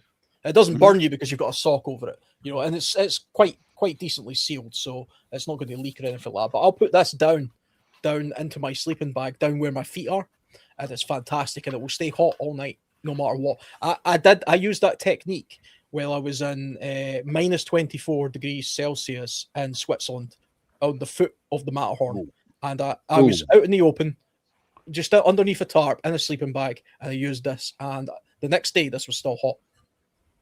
Oh, we darn. Funny you're talking about that. When I go to the cabin in the wintertime and it's cold out, I can fire the wood stove up. I can get the inside temp up into the 90s to just heat the thermal mass up, but my mattress is still cold. So I have some pieces of granite that I got from a friend of mine's granite shop. He's like, take what you want, just don't make a mess. And I just have like little squares and stuff. I throw them on top of the wood stove and let those suckers get hot. And I'll put a couple towels down on top of the foot end of the mattress, and I'll just lay them on there, throw another towel over it. And 20 minutes, the bottom of that mattress is like toasty warm. And of course, I don't sleep with granite sitting on my feet, but I'll do that for the first night. After that, I keep the wood stove going for a couple days. The whole inside of the house, the cabin is nice and warm then. But it's the first night that, the air is warm, but all the furniture and everything else is just stupid cold. I might add a piece of steel plate. Anything metal. Watch out for some of the rocks. Depends on how you're going to heat them up because they may explode. But if you throw it right in a fire, but you can do that too. You put some stuff in a fire. As long as you burn it for a few days and heat it up, make sure there's no moisture in there. And if it's going to pop, it'll pop. And then just get a pair of gloves on or whatever and pick those rocks up and bring them inside and lay them on your bed for a while, cover them up with the sheets, and then just take the rocks out and go to bed. At least you'll have a warm bed to start with. You're not trying to use your body heat to warm everything around you. It'll help you anyway. Many antique stores, you can still pick up the Victorian like brass bed pans that are on a pole that are designed for the coals from the fire Yeah, I was just talking about that. I have a couple downstairs. They're steel and has a long handle on it with a little spring-loaded lid. I see them in the antiques place all the time. Yeah, you throw your hot coals in there, and then you slide. It stays off the floor directly, but you slide it under the bed. Of course, it'll warm things slowly. But you're basically living inside a campfire at that point. You get to breathe all the smell that comes off of that. Yeah. Well, you see, in the Victorian times, the posh, rich sort of Victorian people, their bed was like an enclosed space. It was almost like a giant wardrobe, and they would climb into it because they would only have to heat basically the inside of that wardrobe. Right, their body heat would heat that up by itself. Yeah, but they would also use those pans as well. The maid or whatever would put one of those pans in there. I'm gonna present something here that I think I'm going to get a couple of these just to add it to my preps here. Okay, share screen, and I think this is the image I want to share. Yeah, right here. Yeah. If you can allow me to share that out. You're not even your picture's not. There we go. There we go. Those are hot water bottles. Yeah, I might grab a couple of those. They're about $20 for 2 of them. Yeah. I might just buy 1 or 2 of those, but they're $20 for 2 of them, and man, that would really warm up your bed. Does she come with put that between you and the missus, and yeah, it's very nice. Does she come with little bottles? That would not be bad. Yeah, that's what cute little blondie. I'd buy that for $20. Does it come with the cuddler? Yeah, does it come with the model? I guess not. I don't need the robe that she's got on. I just need the model. Yeah, it looks like it comes with a fabric sheath to go in. It's not $20. Yeah, I could buy that. Hell yeah. Just pray it doesn't leak in your bed in the middle of the night. You'll think you're older than you really are. Mm-hmm. Yep. Well, even that would warm the person next to you as well. Oh yeah, for a little while until you get kicked out of bed. You piss on me, you SOB, no good guy. Wake up with a 9mm pressed against my forehead. You pissed all over me. I think I'm gonna. Damn it! I hate you guys. We're just making you spend money all the time. Yeah, you guys make me spend money, and that's really a good thing to have right there. Hey, just go find one of your local granite countertop shops and see if they have extra. A lot of times they'd be like, "No, we'll sell it to you." My guy, because I'm friends with him. I mean, literally, it took me probably 20 trips because that stuff's not light. I used granite. I flipped it upside down so it wasn't the shiny side.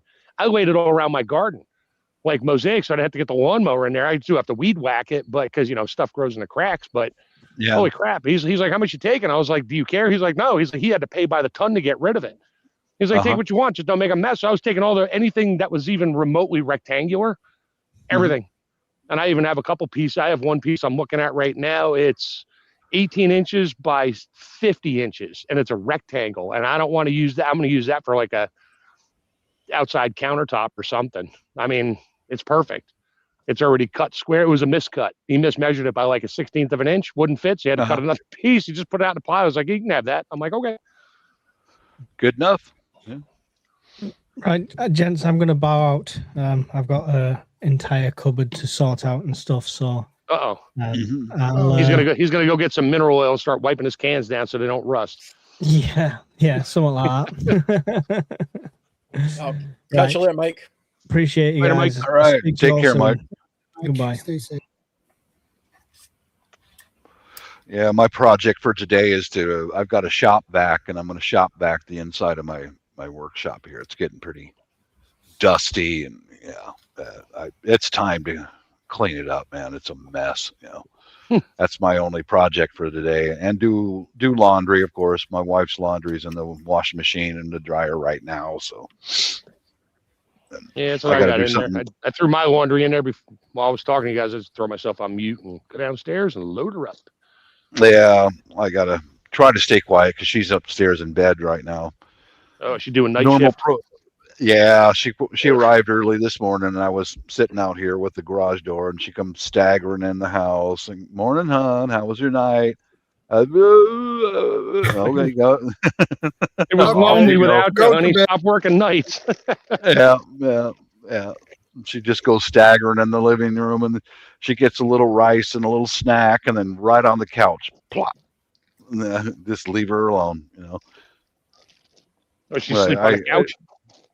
Yeah, when she first comes home, she does for a few hours, and she's so freaking tiny, man. She can fit on that little tiny couch, and she could probably sleep on the lazy boy. Yeah, pretty much, and curl up in a little ball. A little while ago, she got up and she went upstairs, and I took that opportunity to go grab the dirty laundry, and I, hon, blah blah blah blah. She's still like. Oh, she's like a zombie when she gets back home. Yep, she is.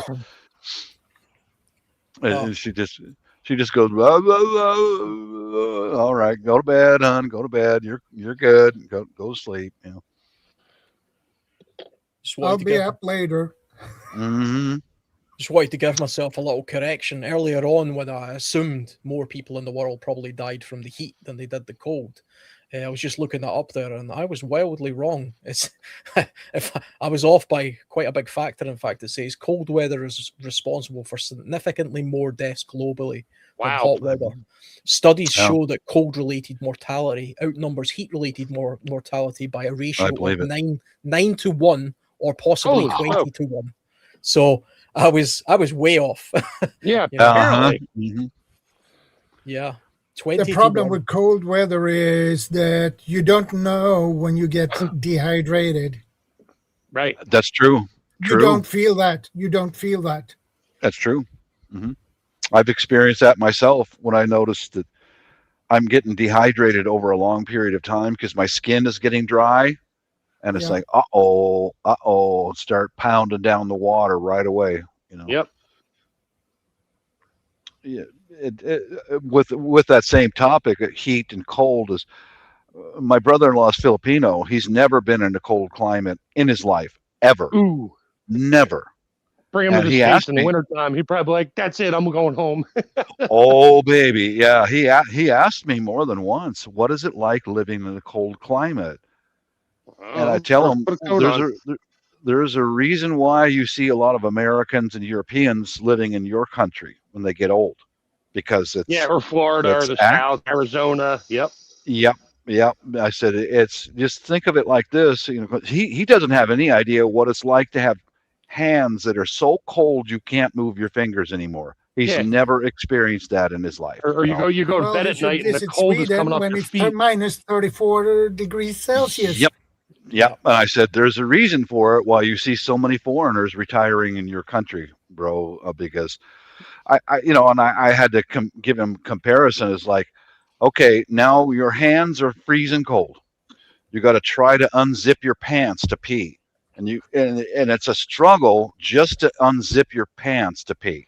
All right. Now, while you're bent over, you got snot running out of your nose onto your hands, and you've got as soon as you making them colder. And I said, as soon as you go out into the cold weather, you got to pee. Most people have to pee within a few minutes because the muscles on your bladder contracts, and you got to go pee quickly after that. So now your hands are freezing cold. You got snot, and you're starting to piss your pants before you can get your pants unzipped, and you got snot dripping out of your nose. Yeah. And he's looking at me like, are you making this up? No, dude, I'm not making it up. That's how it is to live in a cold country, Yeah. The same for now me. You got at winter time. Mm-hmm. Now you got to run around for the first part of your day with a little bit of piss in your pants. Now, obviously, he doesn't know the sound. He doesn't know the sound of his wife screaming in the middle of the night when you come to bed late and stick your cold feet underneath her knees or something, and she gets the cold. It's like, oh, that feels so good. Get off of me! You're too cold. It's like I'm freezing. Wait. You see that comment? Frostbite. Okay, CR. Is that a strike one? Yeah, guys, what do you think? Can't That's- fire him that's yet, a but we can strike. strike him on that one. Strike one. Yeah, he missed your strikes, Bob. He will be How'd you happy guys- now. I'll catch him how'd before you the next guys? one. I'll say heat really burns my ass. Oh, that's a Hey. strike one for you. Okay, we're Yeah, well, going there to you get a go. big I'm fucking trying to chalkboard up keep here. CR from getting fired because he would have come up with that next. So damn it, that was on my. I was just typing that too. Yeah, but in all real talk, guys, I'm telling this stuff to my brother-in-law. He's looking at me like, "Really? Are you making? Are you making this up?" And no, dude, I'm not making this up. Can you imagine being in a lifetime where you've never had your hands frozen? You've never had a snotty nose because of the cold weather. It's like, what? Really? I used to ride my Yeah. motorcycle 365 in New Jersey, and in the wintertime, it's like 0 outside, and I'm doing 60 miles an hour, and all I was wearing was leather pants with underjohns, and I'd get home at night after riding for like 2-3 hours and get undressed to go to bed. I could hold my hand about 4 inches away from my knees, and I could feel the cold radiating out of my Oh bones, God! which explains why I have such crappy circulation from the knees down these days. So my feet are always cold. I don't care if it's 90 degrees outside. My feet are cold. Well, if you live in a hot country for all your life and visit a Yes. country where it's go down to -10, they can't move their fingers. Oh, Yeah. I know. Yeah, the only outdoor stuff my wife has ever done is climbing Mount Oppo, which is the same. It's like 13,000 foot elevation, Yeah. and she's done that twice. It's the biggest mountain in the country, all that, and there's no snow up there, guys. There's no glaciers, no snow. It's 13,000 feet in elevation. I saw pictures of her when she was climbing it, and they all had down jackets on and mufflers and gloves. It's nowhere near freezing, but they're chilled to the bone. So basically, it was like the from that TV show, A Christmas Story, where I can't get up. I can't get up. He's flopping around in the snow, bundled up so bad he can't even move. I can't put my arms down. Yes. Put them down when you get to school. And I saw the photos and I went, well, how cold was it up there? And I did the conversion and I went, 60. that's only 40. No, it was only 40 degrees, dude. It's not. But you guys who do the metrics, 32 is freezing, and it's still way above the freezing level, and they're dressed up like like a Michelin man. Yes, like that. Where all of us on the panel here, we'd be walking around in shorts and t-shirts.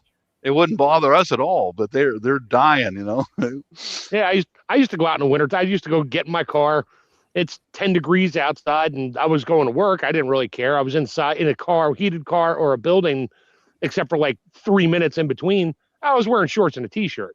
I didn't put a coat on. I never thought back then about if I get stuck on the road, and I run out of gas. Now I'm going to freeze my what off because I was literally wearing shorts and a t-shirt, and it's 10 degrees outside. Yes, Chef. Yeah. That's when you become what's called a statistic.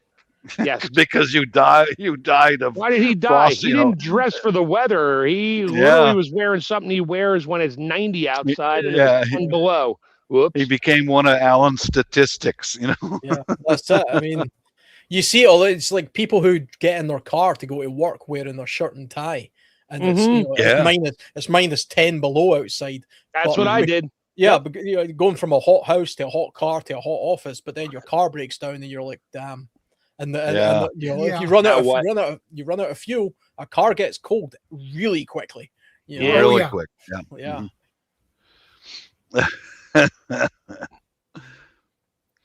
And a really cold car is not fun.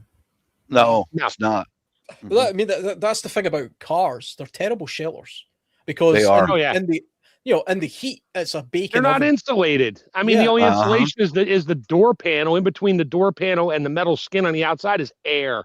Yeah. And they have drains built in so they can drain water if water gets down. I mean, cars are not designed to turn the heat on, get it warm, shut it off, and stay warm. No, you run it with the heat on all the time because that's what happens.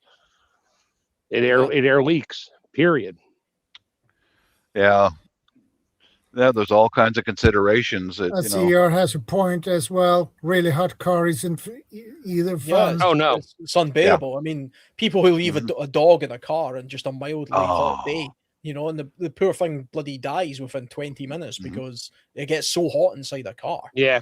And they find that in the States all the time. The guy who went to work and forgot to drop his kid off at daycare, went to work and parked his car. It's like, really? You shouldn't even have kids. Hell, you shouldn't even be on this planet, but okay. And then they find the kid, the windows are all shut, and the kid is dead. Yeah. And mom is going, how could you do that? Oh, I don't know. I guess I was on my phone talking to somebody at work and forgot to take the kid. You forgot to take your kid to daycare? Really? Yeah, you should not have children. Mm-hmm. No, those people shouldn't even have oxygen. Those people really, I've seen different cases on that TV show called Cops. Yeah, multiple people get arrested for that every year. People will walk through a supermarket parking lot. I was only going to be in the store for a few minutes. It was cool when I left. Yeah, the inside temperature now is 120. Right. Yeah. And the windows, but I left the window cracked open. It's like, duh. And then they sue you because you broke the window. You broke my window in my car. That's going to cost $900 to fix. I'm going to sue you. It's like, you about killed your kid. That's all right. We're taking you to jail. Sue from jail. Good luck with that. Yeah, the first phone call, if I saw a situation like that, first thing I would do is call the police as a witness. They left the baby in the car. And then turn your camera on and show the baby in the car, all the windows shut, walk around real quick, and then grab something metal and break a window furthest away from the kid. Yep. And get that kid out of there. Yeah. Yep. We get it every year in the UK. Not so much with kids, but with dogs a lot. People for some reason people just stop. Why are you taking your dog to the supermarket anyway? Just leave it in the house. You know what I mean? There's no you don't. If you're going to leave it in the car, what's the hell's the point of even going with the dog?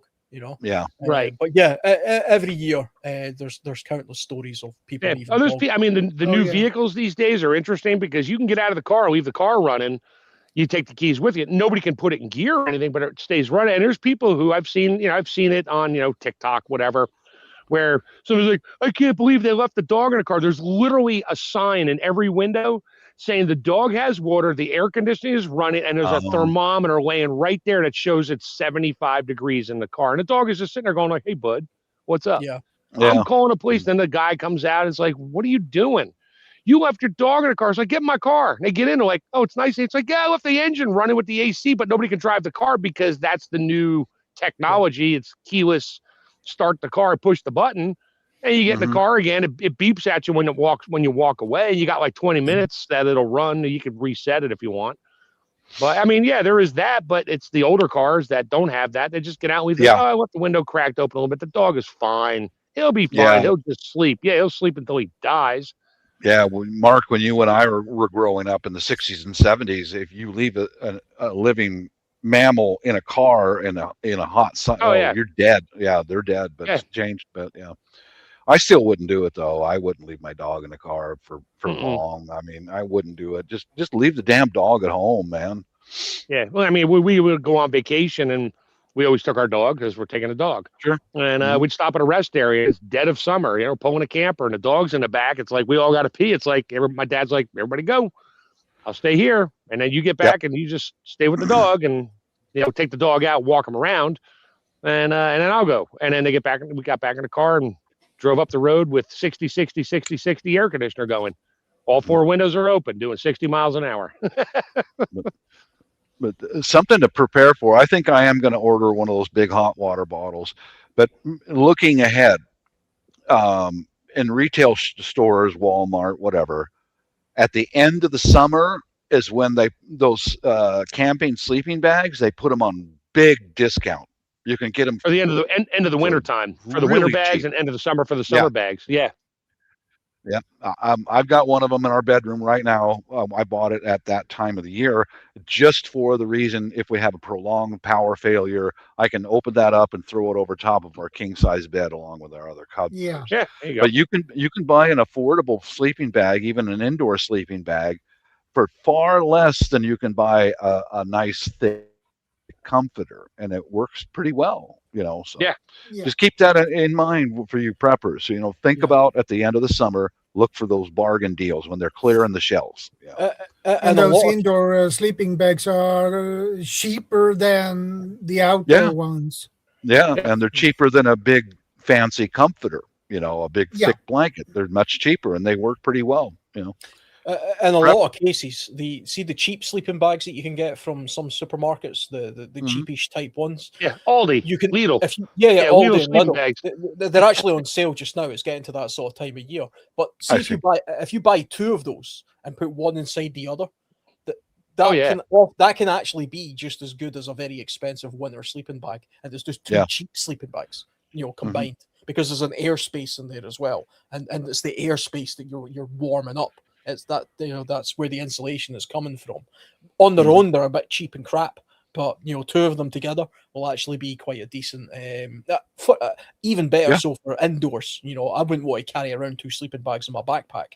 I would just have one good one. But yeah, for an indoor space, it'd be pretty good as well. You could get it'd be good. They are. Yeah. You can get some decent electric blankets nowadays as well, and some of them aren't even like not even the whole bed blanket. It's just one that's for like a person, so you can get that if you have if your partner is a cold sleeper or a hot sleeper, you can have it so one person has got like a heated blanket and the other person hasn't.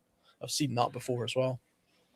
Well, you know what? I think right now while we're talking, I just got my pension yesterday. I'm going to go ahead and buy one of those hot water bottles, the big one. I'm just going to go ahead and do that right now. Buy now. It's like $18, not including state tax or whatever. But yeah, I'm going to go ahead. That's a good price. $19.72. Place your order, and there we go. Damn you guys, making me spend my money. But that's a good prep. That's a good prep to have. I've got a paint can stove and wood put aside just for heat and water. I could heat the water up in that, even in a power fail, fill it up. Yeah. Give it to the missus, let her crawl in there. Yeah.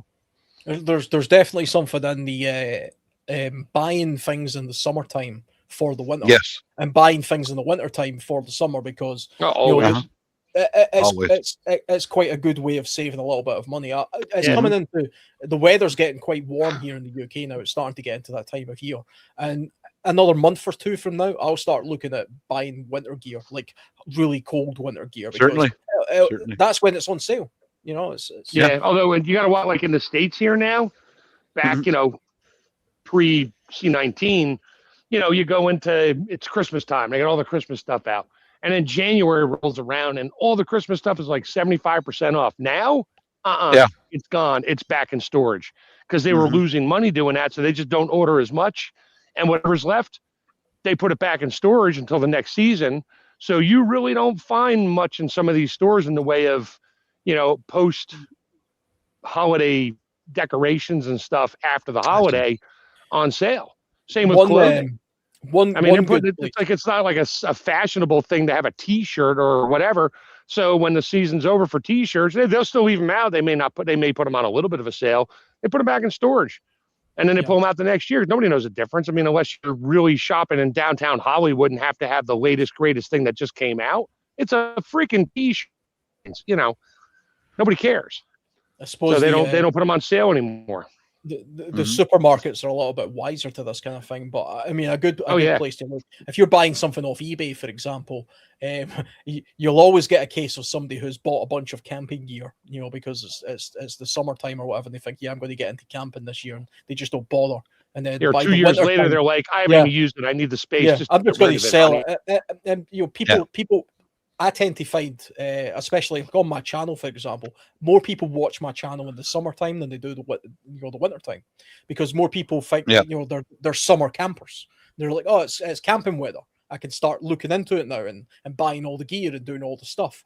And then a lot of those people, they don't stick with it and they sell all the stuff in the wintertime. So that's a good time to pick up a bargain.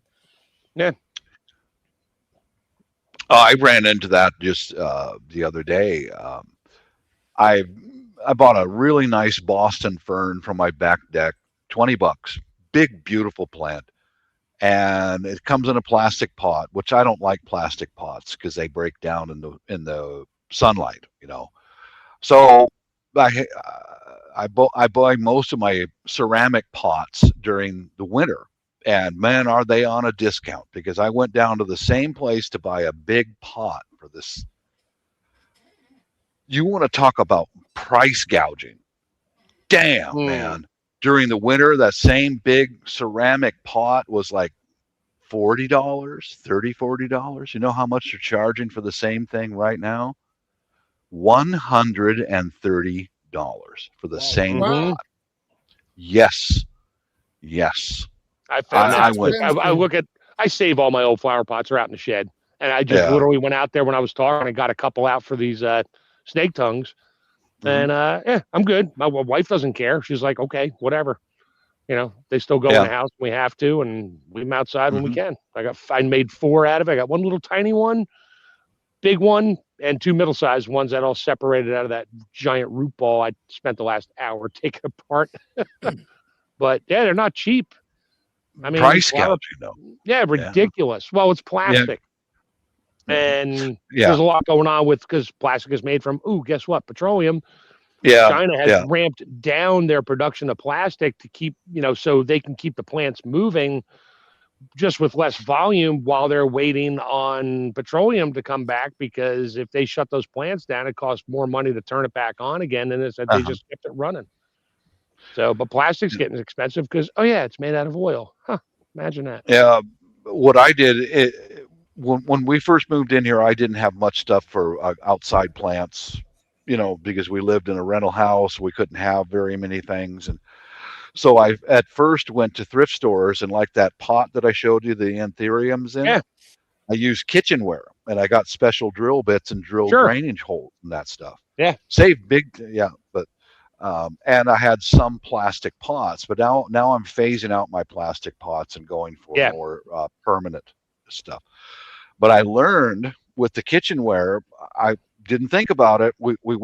I left all that kitchenware pots. They were empty, sitting out on the deck, and they filled up with rainwater. We went overseas, and when we were overseas, all that rainwater froze and it shattered all that stuff. So that's why I'm phasing that stuff out, and I'm replacing it with outdoor ceramic pots that are sturdy. Go on Facebook Marketplace. Yeah. I have more kitchen equipment here, and I have lots of stainless steel like inserts for like soup things you see in like the Cracker Barrel or whatever.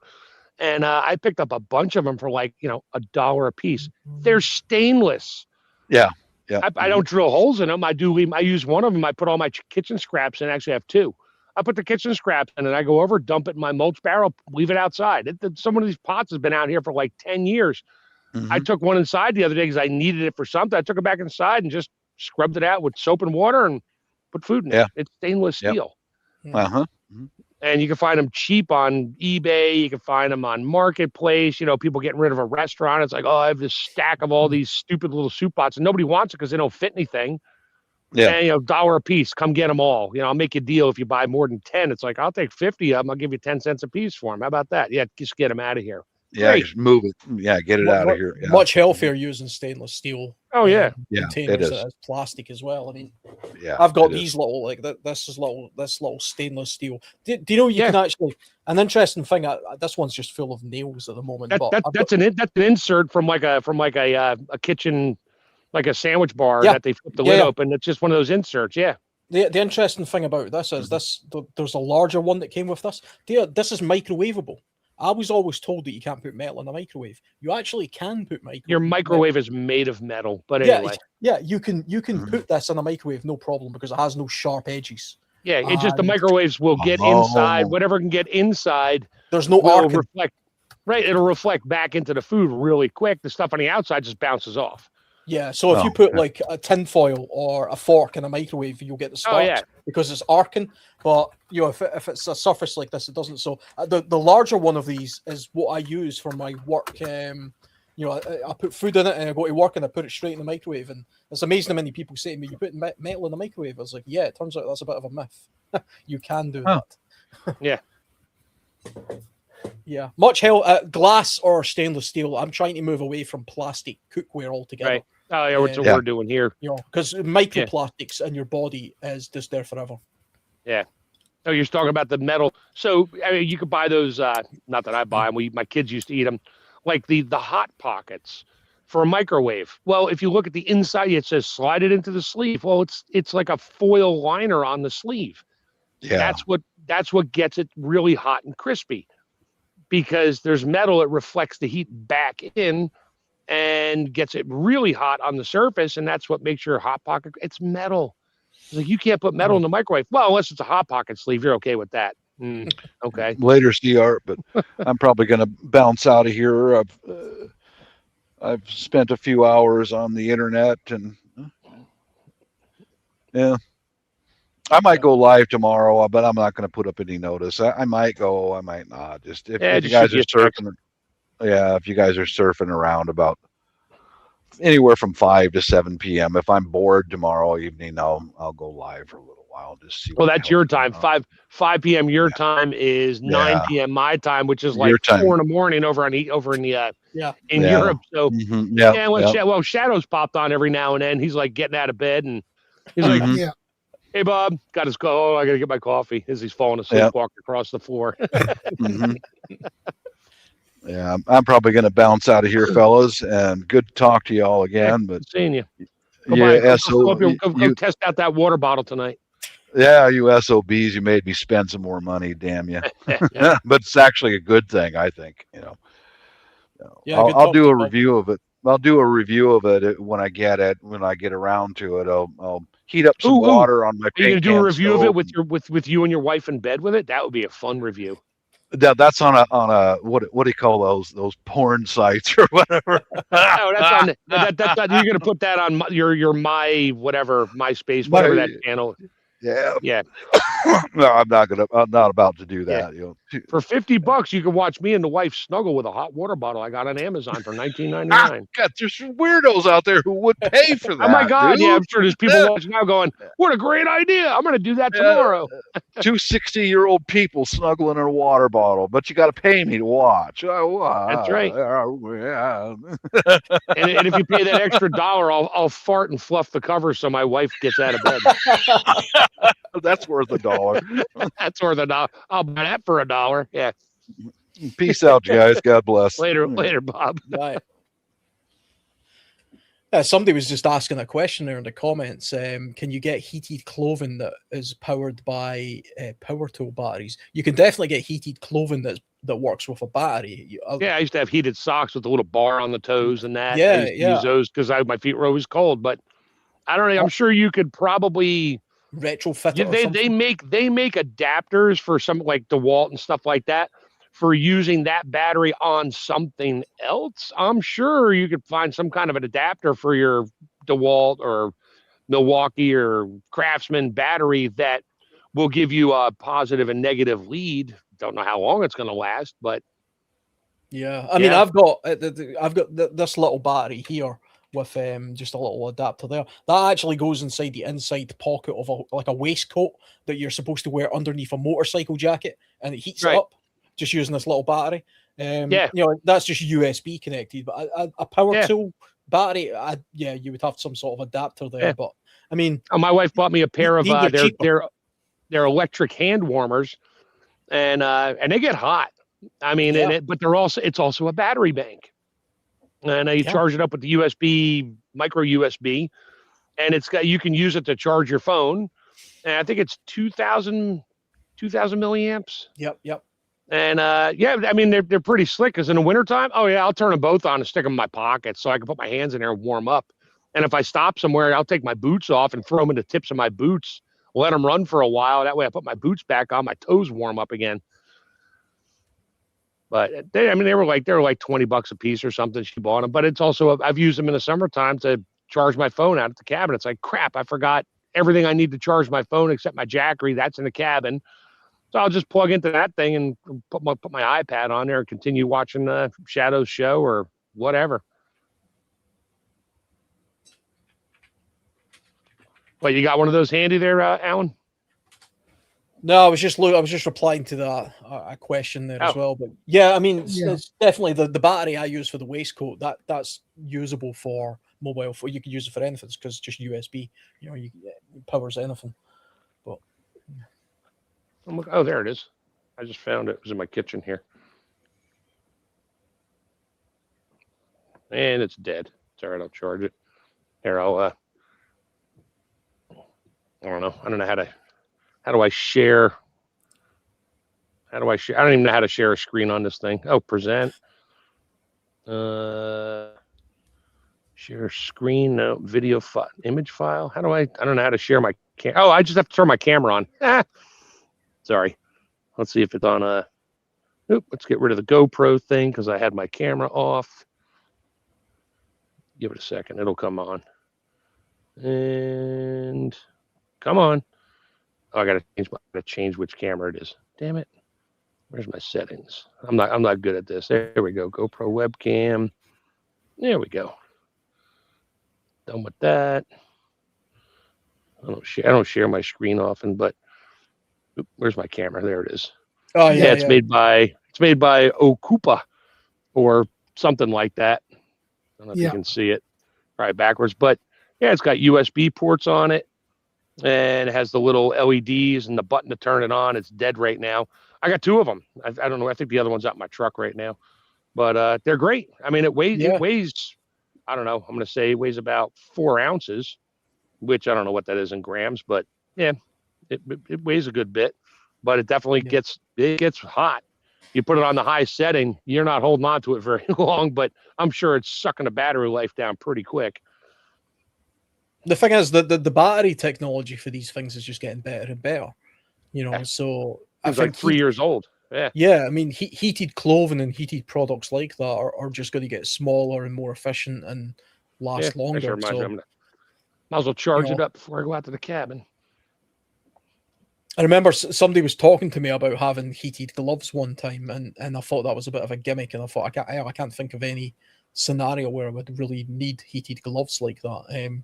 I thought they would be a bit of a liability, but the more I look into it nowadays, you know, I can see a benefit of having them nowadays. You know, they're not as flimsy as they used to be. There used to be a time where it was a bit flimsy having something like that, and it wouldn't last very long. You would get about 20 minutes out of it, and then it would fall apart. But nowadays, the technologies really came along, especially in the motorcycle industry, where, you know, the heated gloves and heated jackets and heated clothing generally is a big thing. So they've really pushed the sort of the R&D of that technology.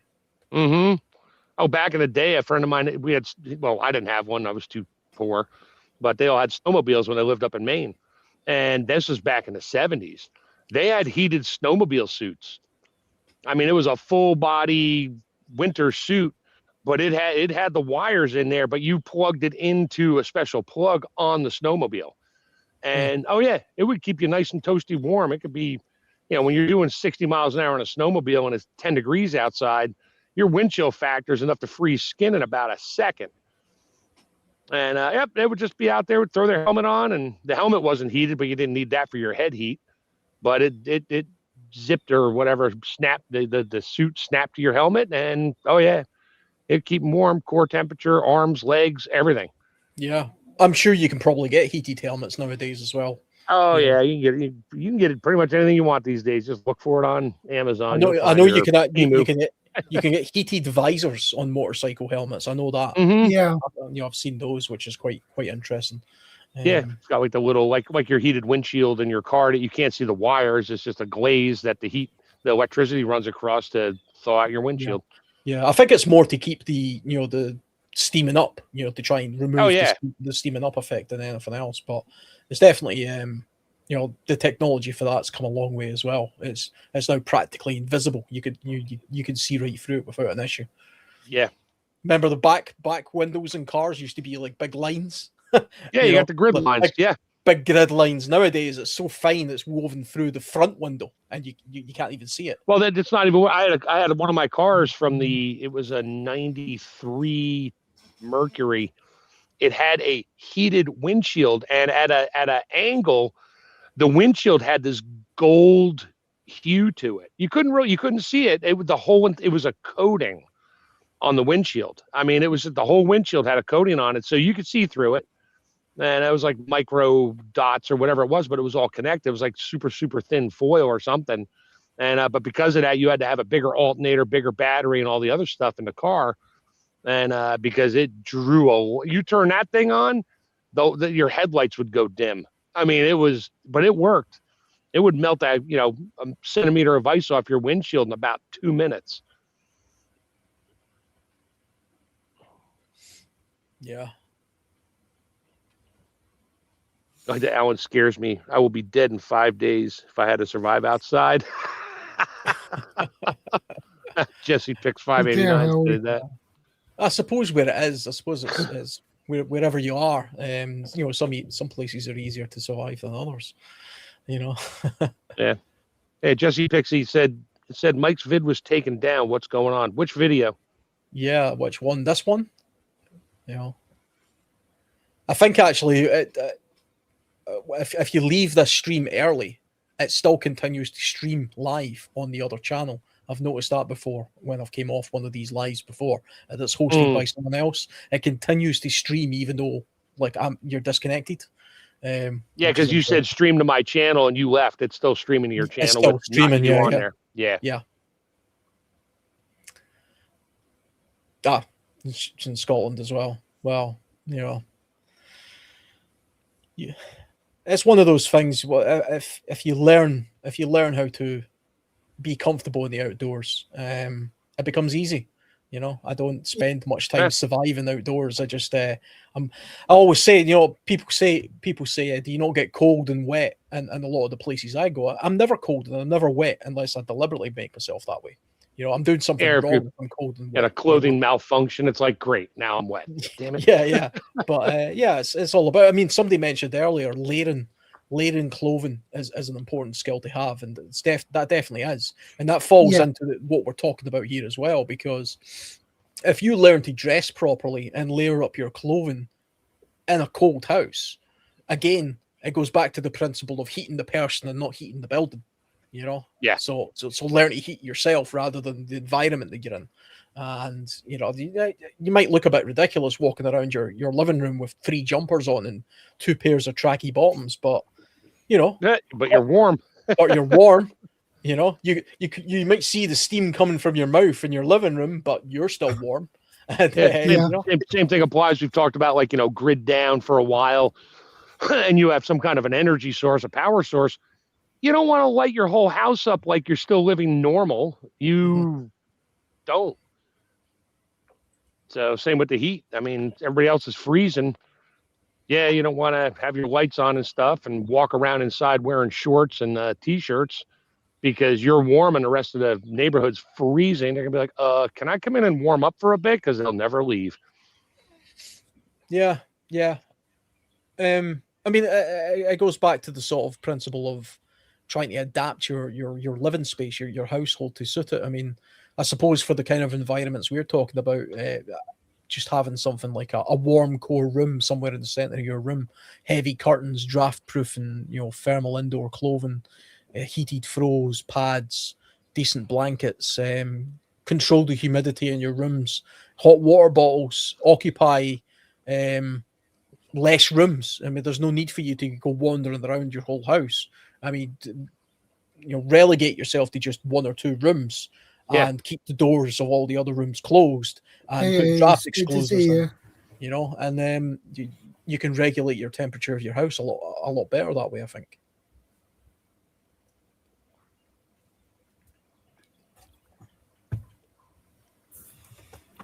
Put that up. Hey, Ace.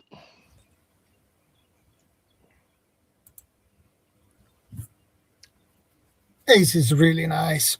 Hi, Ace. Yeah, I like that. There's no bad weather, just bad clothing choices. Yeah.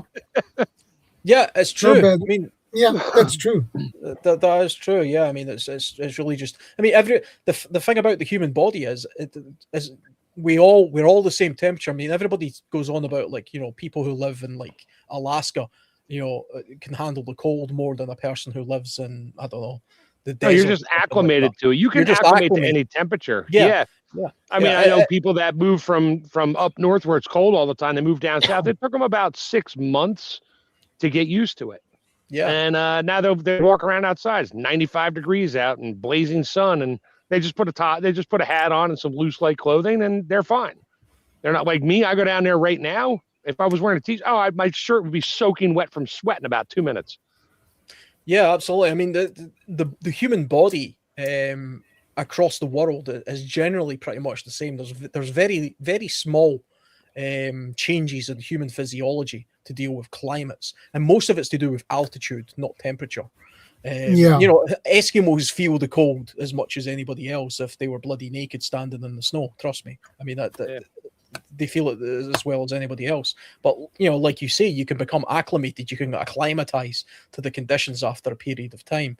And of course, you know, some people who live in sub-Saharan Africa, they're slightly more suited to hot temperatures directly, you know, by having darker skin and stuff that protects them from the sun a little bit better than, say, if I went there, I would burn quicker, for example. You know, but on the other hand, people who live in sort of Northern Europe, you know, with whiter skin, the reason, you know, that's the case is because of vitamin D. We have less sunshine, therefore we get less vitamin D. Therefore, we've produced the adaptation that we can produce vitamin D ourselves, and that's where that adaptation came from. But other than that, people who lived in the Sahara and grew up there, and that's where they're, you know, the whole heritage there, they have dark skin. Why? Because they don't need they'd sunburn. They still sunburn, but not as much as the rest of us would if we went to the same place. Yeah, so that's a much better adaptation for that kind of direct sunlight, strong sunlight. Whereas we have less sunlight, so we get less of it. But that doesn't really affect temperature that much. Everybody's body temperature, the core body temperature, has to be 37 degrees Celsius. Right. Or 98.6, or give or take. Yeah, whatever that is. Yeah. And the thing is, if your body core temperature drops just a couple of degrees below that, you can't self build that heat back up just on your own. You know, even if you consume food, you would have to. You could do it with hot foods and try and build your core temperature up that way. But once you get to a point where you're a couple of degrees below your core body temperature, you need heat externally on your body to warm your core back up. You know, whether that be by consuming hot foods or by having a fire or something, heating you up. Need both. You need to heat that core back up, because, I mean, some people seem to think that, know how you get those reflective blankets. If you've got hyperthermia and you put a reflective blanket around yourself, it won't work, because you're already too cold. You know, you're not heating that. It's you're the radiator there. You're the one that's radiating the heat. Yeah, and those thermal blankets are great to a point, but if you have it directly against your skin, they're worthless.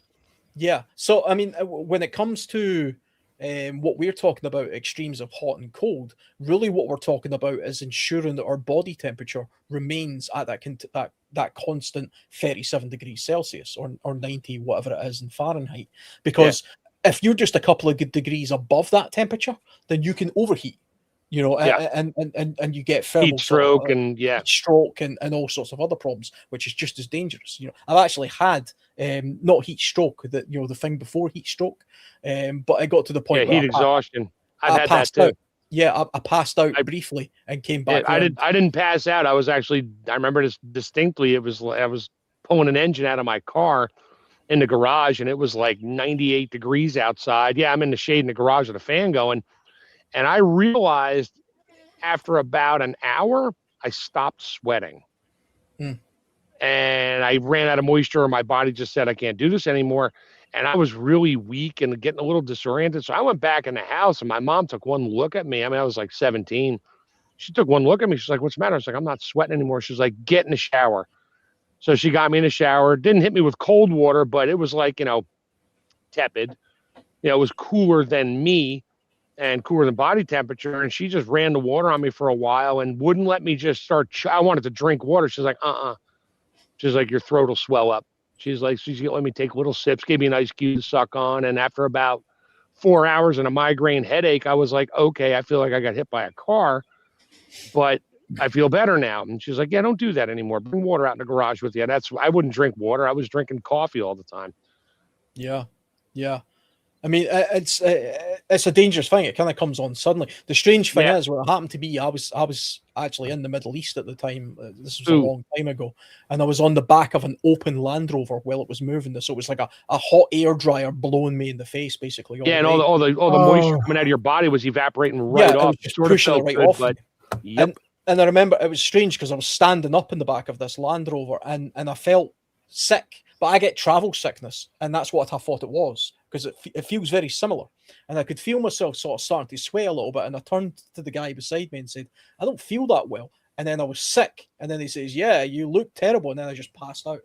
And luckily, him and another person put like cold rags on me, and they were putting water on my neck. And I came around pretty quickly, but I felt exhausted after it. I felt run down, and your body did everything it could to stay cool, and you just ran out of energy. Just ran out, and it happened so suddenly. It wasn't like I'm too hot. I didn't feel too hot. I just felt kind of ill, a little bit off. And I can see why, if you were a hiker, for example, you might feel that and think, yeah, I feel a little bit terrible, but I'll just push on because, I'm only 5 or 6 miles away from the town. I'll push on and get there as quickly as possible. What you're actually doing is putting yourself in more jeopardy by doing that.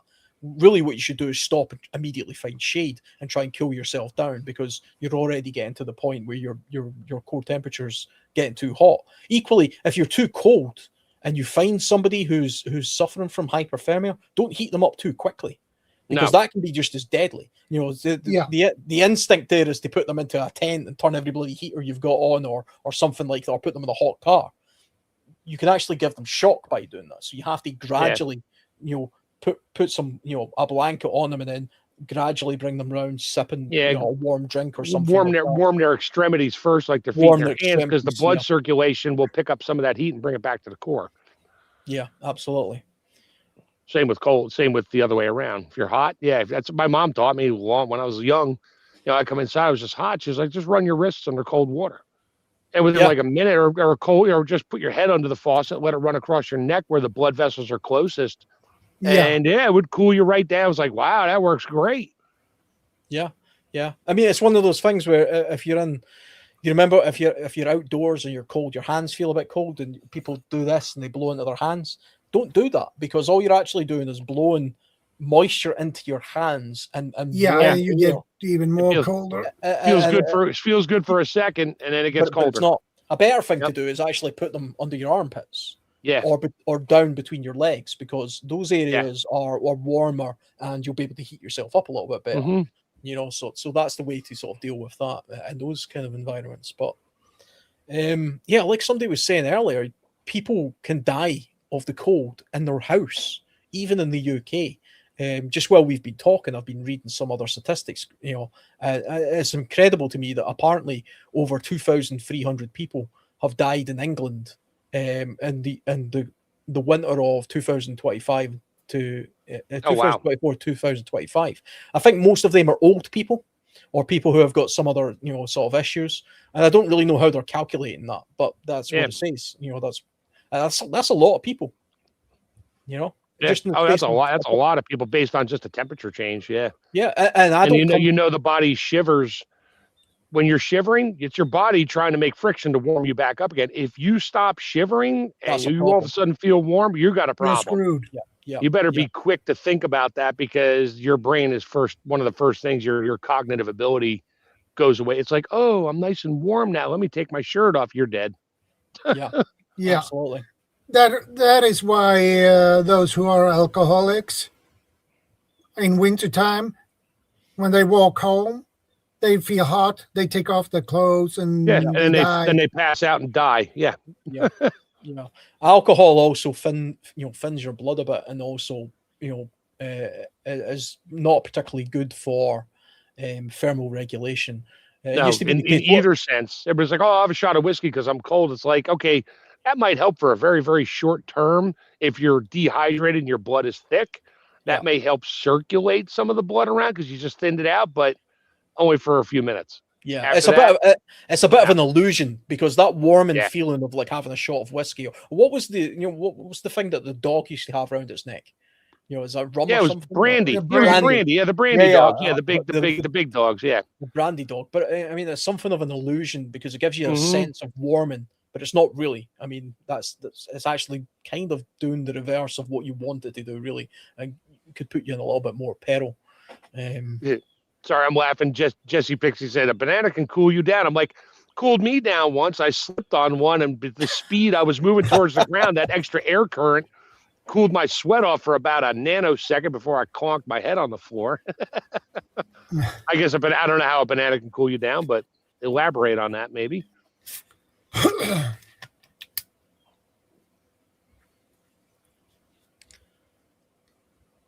Yeah, I never heard a banana can cool you down before, so that's new to me. Maybe if you freeze the banana or something. Mm. No, I don't know. Maybe something in the minerals or the whatever's in it that gets in your body can help your blood circulate. Yeah, Saint Bernard. That's it. Thank you, lady. Yeah, that was the brandy dog was the big Saint Bernards up in the Alps. Yeah, yeah. That's right. We all learned that from cartoons back in the day. Do you know? I don't even know if it's real. I don't even know if they really did that or they still I don't think it was, but they made it seem real because when we were like really young watching the cartoons on Saturday morning, here come, Bugs Bunny gets stuck in the snow, and here comes this big Saint Bernard with a brandy barrel with a little spigot and a cup in his mouth on his neck. Warmed Bugs Bunny right up, or Daffy, or whoever it was. Okay, electrolytes. Gotcha.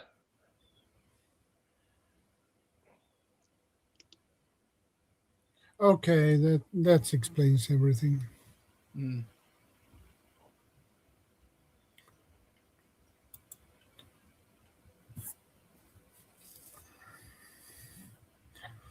Yeah, bananas contains a lot of potassium.